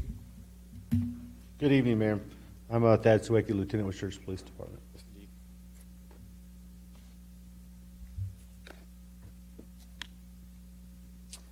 What we are doing at the police department is we're moving into a watch guard video system, And by doing that, it'll incorporate our in-car systems with our body camera systems and be more effective. In the process of buying the new vehicles, of course, we need the new camera systems integrated with it. We also have some end-of-use cameras in the vehicles right now that need to be replaced. So that is what the purpose of this agenda is. Very good. Council, any questions on this one? Mr. Davis? Mayor, No? Mr. Edwards? Mr. Mayor, I'd like to make a motion that we approve Resolution 17R96. Second. A motion for Mr. Edwards, a second for Mr. Davis. Any other comments or questions from council? Hearing none, I'll call for a vote. Aye. Aye. Aye. Aye. Aye. Aye. Aye. 7 ayes, no nays. The motion carries. Thank you very much. Next item we have on the agenda is item number 6. I almost want to save this one to the end because it's going to be so much fun. But item number 6, Resolution 17R98. I'm going to read this one more slowly. Sometimes it's, necessary to do so. Resolution by the City Council of City of Schertz, Texas, authorizing the city manager to accept a Texas Forest Service Texas Intrastate Fire Mutual Aid System, or TIFMAS, because we have to have an acronym, grant for a Type 3 fire apparatus, and authorizing the city staff to comply with the terms of the grant. Chief, it's all yours. Yes, sir. Thanks. Again, I just wanted to go back, if you would just give me a couple of minutes to, one thing I got to looking at my notes and I realized on the trunk or treat that I forgot to mention something and I felt awful about it, so I'd like to apologize to Parks real quick, but I just wanted to mention to you that they did partner with us this year to do the movie in the park as well as the hay maze during the event. So big thanks to Chuck and Lauren on that, and I'm sorry I left them out earlier. So moving on to the TIFMAS apparatus here. This is something that a lot of members in our department have been working very hard on over the past few years to get to this point. So we were notified last week that we had reached that point, but this is something that requires a lot of time, a lot of deployments. This is a point system, but it's also a regional asset placement as well. And so this is something that whenever you go on a deployment, you get points. Whenever you get additional certifications, additional training, you get points for that as well. And so this is something that we've continued to update the state. Every time we've got more people certified, we've got more deployments under our belt.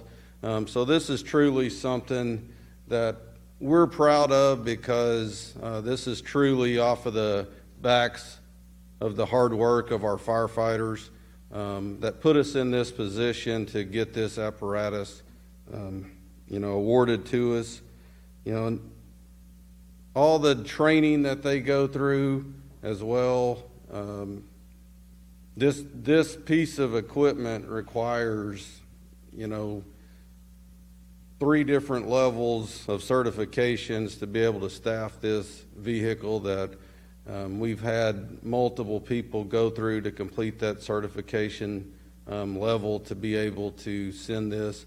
And the great part about it is, if we have an event here, they typically won't call us. If we're facing a weather condition, they won't call us for that apparatus. And if they do, we don't have to send it. And so that's the great part about it. And if we do send it, they give it to us and they pay us to use it when we do send it. So, any questions? Want to put the picture up? Do you have a picture of it? Yeah. So that everyone can see it? Oh, this is.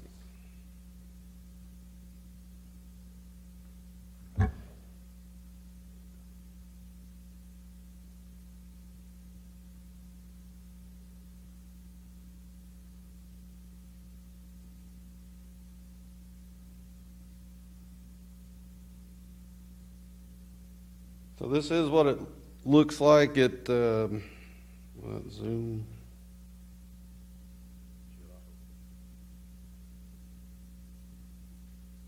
So this vehicle will hold 3 to 5 people. So whenever it goes on a deployment, the biggest thing about TIFMAS that they concentrate on is an all hazards approach. So this is designed for wildland response, but it's also designed for any all hazards response. So it will backfill stations, it will go remove trees that have fallen on houses, and stuff like that. So, And if we were to go out and buy one of these, how much would it cost us? so these are currently running about $285,000 for this type of apparatus. And it's going to cost the taxpayers how many dollars to get this one? Zero. Thank you. Exactly. Mr. Mayor, I'd like to make a motion that we approve resolution number 17R98. Second. I have a motion from Mr. Edwards, a second from Dr. Kaiser. I'm going to call for a vote. Aye. Aye. Aye. Aye. Aye. Aye. Aye. 7 ayes and no nays. That's an easy one. Great work. Good job, from the department guys. chief. Excellent, excellent, excellent.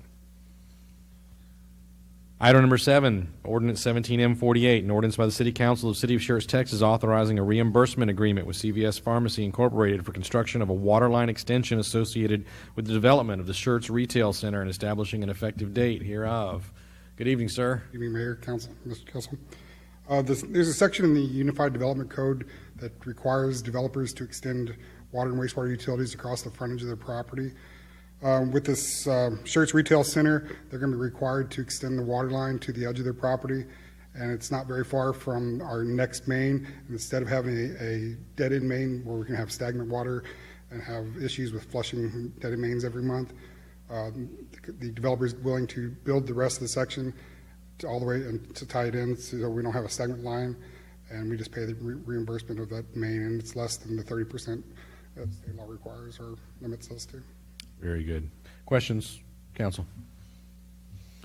If not, is there a motion to approve Ordinance 17M48? So moved. Second. I have a motion from Mr. Edwards, a second from Mr. Crawford. Any other comments or questions from council? Hearing none, I'll call for a vote. Aye. Aye. Aye. Aye. Aye. Aye. Aye. 7 ayes and no nays. The motion carries. Thank you, sir. Good stuff. Item number 8, Resolution 17R99, a resolution by the City Council of the City of Schertz, Texas, authorizing the city to purchase Office 365 licenses, MS Project licenses, Adobe software, Windows users licenses, Windows Server licenses, StormWinds training licenses, SCCM software and hardware, and miscellaneous software, hardware, and licenses from SHI Government, a state DIR vendor not to exceed $147,260 during fiscal year 2017-2018, and other matters in connection therewith. Mr. Klauser, how are you, sir? Thank you, Mr. Mayor and the council, Mr. Kessel. Every year, we have to purchase certain amounts of licenses to keep this place operational, Office 365. Other licenses, the only authorized Microsoft reseller in the state of Texas is SHI.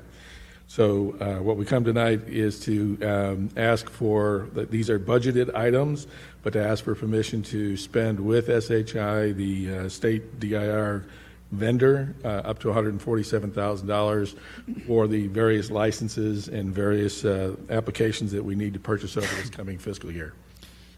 Very good. So we could spend money somewhere else, but we'd be spending more, wouldn't we? In some cases, we can't buy it. If we work with Microsoft, we have to work through their designated vendors, and in the state of Texas, SHI is the one. Yes, sir. Any questions for Mr. Klauser? If not, is there a motion to approve Resolution 17R19? Second. 99. Who made the motion? I heard Mr. Crawford second. Mr. Thompson made the motion. Mr. Crawford seconded the motion. I'll call for a vote. Aye. Aye. Aye. Aye. Aye. Aye. 7 ayes and no nays. The motion carries. Thank you, Miles. Appreciate it. Item number 9, a resolution by the City Council of the City of Schertz, Texas, authorizing purchases up to $85,000 with any one vendor, including Southern Computer Warehouse, Intech Southwest, and CDW, and other matters in connection therewith. Mr. Klauser, you again. Thank you. Appreciate it. So every year, as we submit our budget, we plan for purchasing a lot of commodity items, desktops, UPSs, monitors, keyboards, all of the usual things that we have to keep the city operational from a technology standpoint. We found over the years that we work with several different vendors. Southern Computer Warehouse, CDW, and Intech Southwest are 3 of the biggest ones in the state and generally come in at the lowest price, usually with the best purchase terms. So you'll see a list here of the types of commodities that we buy through these various vendors. The purpose of this resolution is to authorize us to spend with any one of them up to $85,000, depending on the best value that we would be getting from any one of these vendors for any one of the purchases that we make. Very good. Questions for Miles? If not, is there a motion to approve 17R103? So moved. Second. A motion from Mr. Gutierrez, a second from Mr. Davis. Any other comments or questions from council? Hearing none, I'll call for a vote. Aye. Aye. Aye. Aye. Aye. Aye. Aye. 7 ayes, no nays, the motion carries. We've already disposed of item number 10. Thank you, Miles. Let's go to item number 11, Resolution 17R101, a resolution by the City Council of the City of Schertz, Texas, authorizing the acquisition of permanent and temporary easements on Schaefer Road necessary for the completion of pipelines and appurtenances designed to carry water in conjunction with the Corbett Elevated Storage Tank Project. Mrs. Woodley, good evening. Good evening again. Just for discussion purposes, this exhibit is in your packet. It's attached to the resolution. Earlier, I talked about the work that will be done for the elevated water storage tank project. And let's see if I can get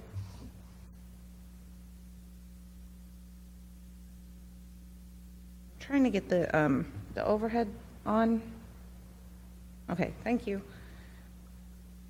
So again, the easements that we're looking at that I'll flip to the other exhibit on are the ones that are along Schaefer Road here.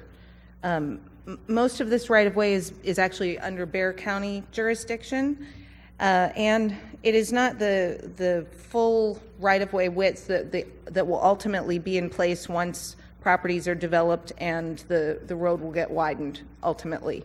So instead of replacing the water line in the existing right-of-way, we thought it wise to replace it in its ultimate assignment so that when the road gets widened, as it has been further down Schaefer Road, Bexar County has already done some of that widening, so that we don't have to relocate the water lines at that time. The easements are fairly small. Go back to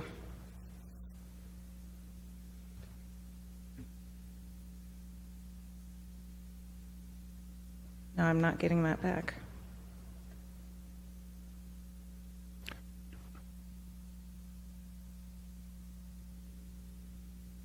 Sorry for the fumbling.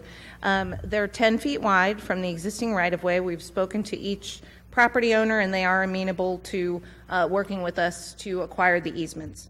So we're requesting the authority to go out and make offers to the affected property owners. All right, very good. Any questions for Ms. Woodley on this one? Is there a motion then to approve 17R101? So moved. Second. That was a dead time going with my left ear. Motion made by Mr. Thompson, second by Dr. Kaiser. Any comments or questions from council? Hearing none, call for a vote. Aye. Aye. Aye. Aye. Aye. Aye. 6 ayes and no nays, the motion carries. Next item on the agenda we have this evening, since we've already taken care of item number 12, thank you, Ms. Woodley, is item number 13, Ordinance 17T46, an ordinance by the City Council of the City of Schertz, Texas, authorizing a budget amendment to fund elevated storage tank repainting, repealing all ordinances or parts of ordinances in conflict with this ordinance, and providing an effective date. Evening, sir. Good evening again. This item, the contract was awarded back in October.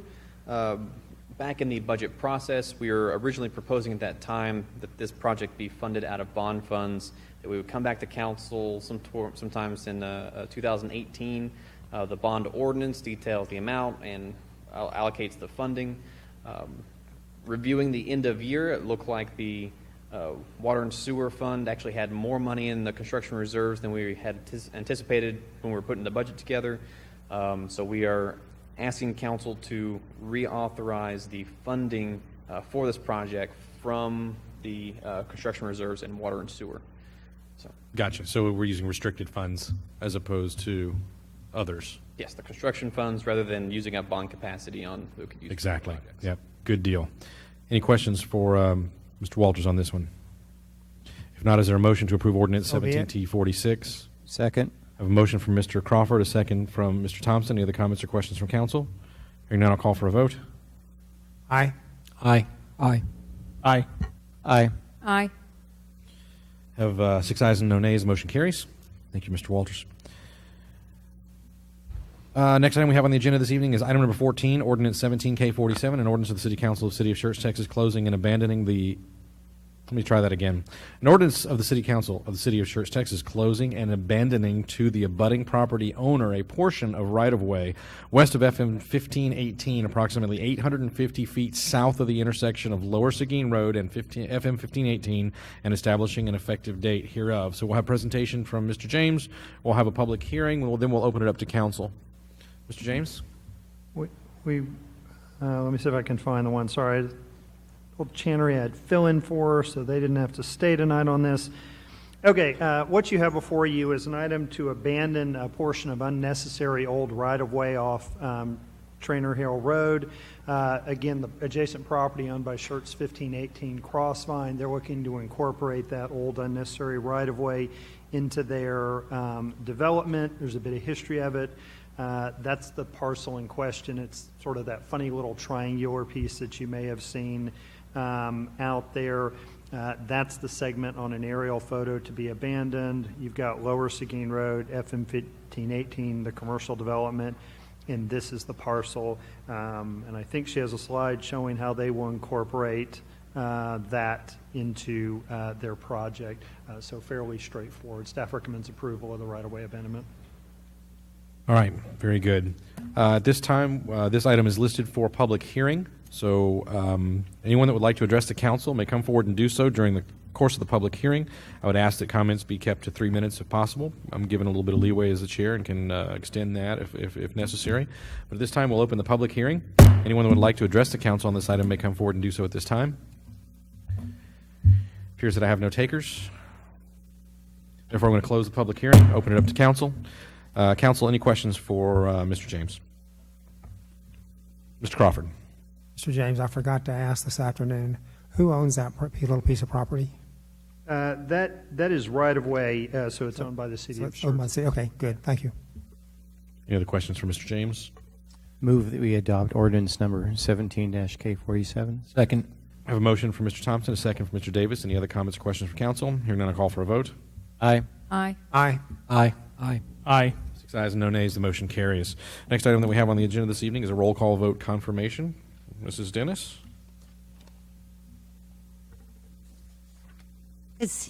Consent agenda items 1, 2, 3, 5, 10, and 12. Motion was made by Councilmember Mayor Pro Tem Edwards, seconded by Councilmember Davis. Mayor Pro Tem Edwards, Councilmembers Davis, Gutierrez, Larson, Thompson, Kaiser, Crawford voted yes. No one voted no. Motion passed. Item number 4, resolution number 17R96. Motion was made by Mayor Pro Tem Edwards, seconded by Councilmember Davis. Mayor Pro Tem Edwards, Councilmembers Davis, Gutierrez, Larson, Thompson, Kaiser, Crawford voted yes. No one voted no. Motion passed. Item number 6, resolution number 17R98. Motion was made by Mayor Pro Tem Edwards, seconded by Councilmember Kaiser. Mayor Pro Tem Edwards, Councilmembers Davis, Gutierrez, Larson, Thompson, Kaiser, Crawford voted yes. No one voted no. Motion passed. Item number 7, ordinance number 17M48, first reading. Motion was made by Mayor Pro Tem Edwards, seconded by Councilmember Crawford. Mayor Pro Tem Edwards, Councilmembers Davis, Gutierrez, Larson, Thompson, Kaiser, Crawford voted yes. No one voted no. Motion passed. Item number 8, resolution number 17R99. Motion was made by Councilmember Thompson, seconded by Councilmember Crawford. Mayor Pro Tem Edwards, Councilmembers Davis, Gutierrez, Larson, Thompson, Kaiser, Crawford voted yes. No one voted no. Motion passed. Item number 9, resolution number 17R103. Motion was made by Councilmember Gutierrez, seconded by Councilmember Davis. Mayor Pro Tem Edwards, Councilmembers Davis, Gutierrez, Larson, Thompson, Kaiser, Crawford voted yes. No one voted no. Motion passed. Item number 11, Resolution number 17R101. A motion was made by Councilmember Thompson, seconded by Councilmember Kaiser. Councilmembers Davis, Gutierrez, Larson, Thompson, Kaiser, Crawford voted yes. No one voted no. Motion passed. Item number 13, ordinance number 17T46 on first reading. Motion was made by Councilmember Crawford, seconded by Councilmember Thompson. Councilmembers Davis, Gutierrez, Larson, Thompson, Kaiser, Crawford voted yes. No one voted no. Motion passed. Item number 14, 17R, 17K47 on first reading. Motion was made by Councilmember Thomas, seconded by Councilmember Davis. Councilmembers Davis, Gutierrez, Larson, Thompson, Kaiser, Crawford voted yes. No one voted no. Motion passed. Thank you, ma'am. Next item on the agenda this evening is item 15, announcements by the city manager. Mr. Kessel informs me he has none. Item number 16, request by the mayor and council members that items be placed on a future city council agenda. Anything that we don't have scheduled currently that we need to add? Mr. Thompson? My congratulations to David, and he's gone. And he'll be sitting in my place, in this place, starting next formal council meeting. But there are two thoughts that I just wanted to see the possibility of the city develop down the road. One is I'd like to see the staff look into the idea of workforce development housing. This is different than age-based housing or income-based housing, but I believe that we are very close to becoming a city where the average worker for the city of Schertz is not going to be able to afford to live in this city. And there have been times in my past where in order to live in a community, an employer develops some creative financing to allow that to happen.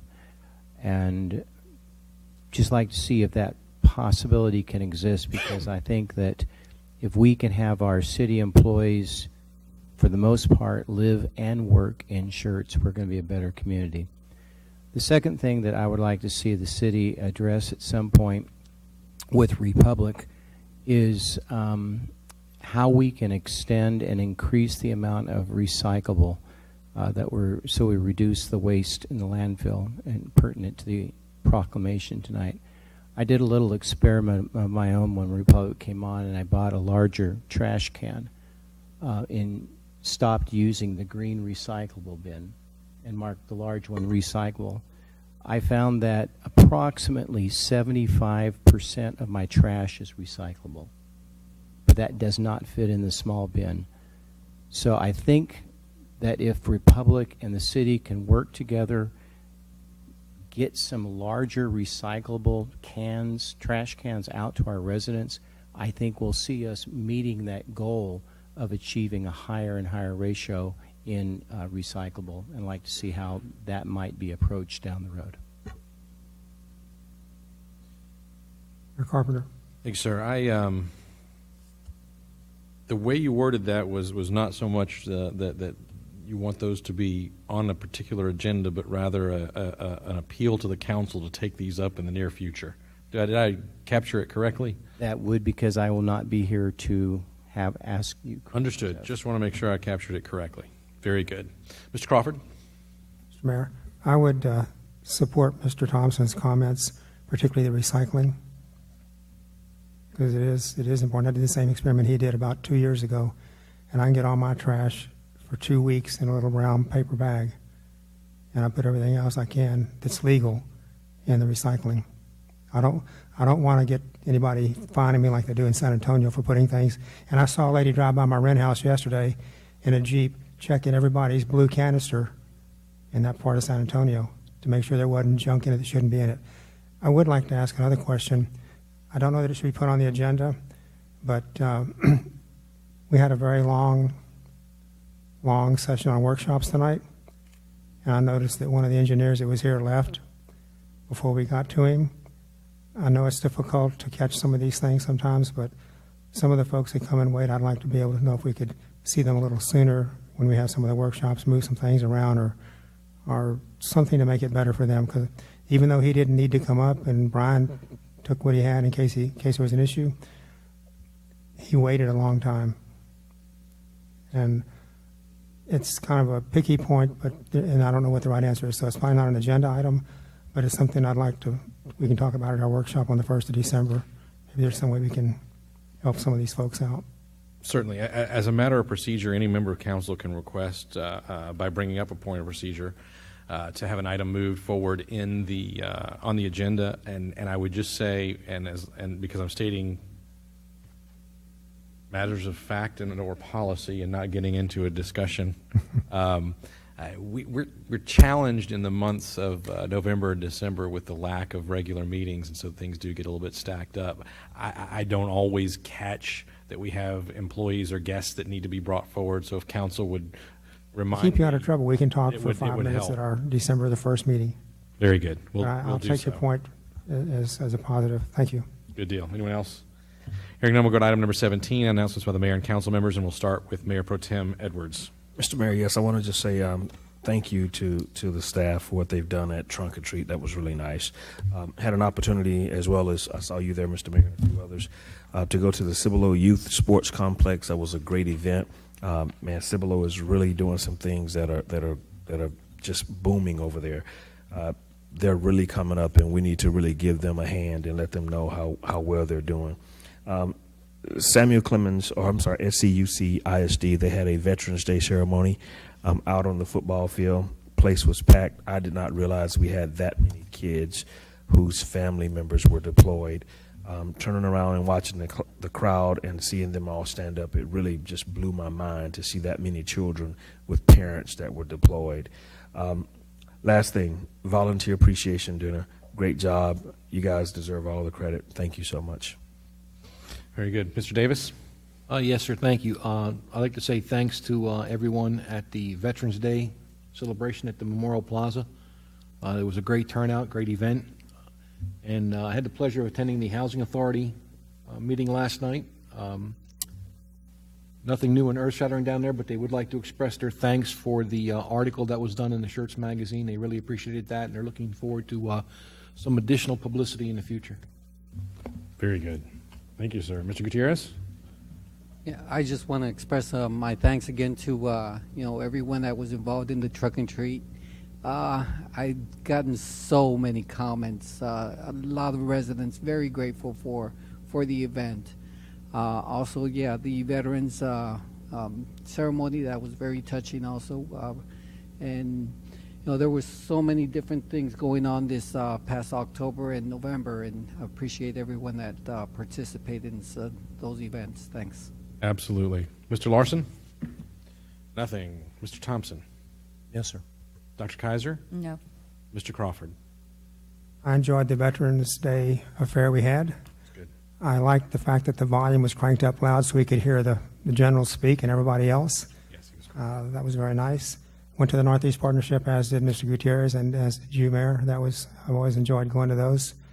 Cibolo Youth thing, I went to that. That was quite nice. They're doing a lot of good work. And the election, Ms. Dennis, I know you put in a ton of hours. I've not heard anybody say how well things worked with respect to being able to go to different voting places in the county of Guadalupe to vote, but I like that concept. So thank you all for whatever y'all did to make all that happen. It's a team effort. Very good. Well, Mr. Crawford beat me to the punch. I was gonna comment as well, Mrs. Dennis. Very, very good work. Mrs. Dennis is our city secretary as well as our elections administrator, and elections don't always go as planned. Sometimes they can get a little sideways with the people that we hire to run them for us. But for the past several years, they've just basically come off without any issues, and that's not an accident. That's something that Brenda Dennis works very hard on and does a very good job for us. I just wanted to say thank you, and it's well done. Anything else? There you go. Absolutely. Mr. Mayor. Yes, Mr. Crawford. One more comment from Ms. Dennis. 2 years ago, I went down to Bexar County to get the voter history list for the election, and even they didn't know which counties or which precincts belonged in their county for the city of Schertz. So if we miss one, it's understandable. There's a lot of stuff going on. There's a million moving parts taking care of 3 counties. So I know Ms. Layton made a comment, and I had to call you about one item too. but it's just a lot of things to keep track of. Yeah. So don't take it too personally. All right. Anything else from staff or from council? And we stand adjourned. No, sir.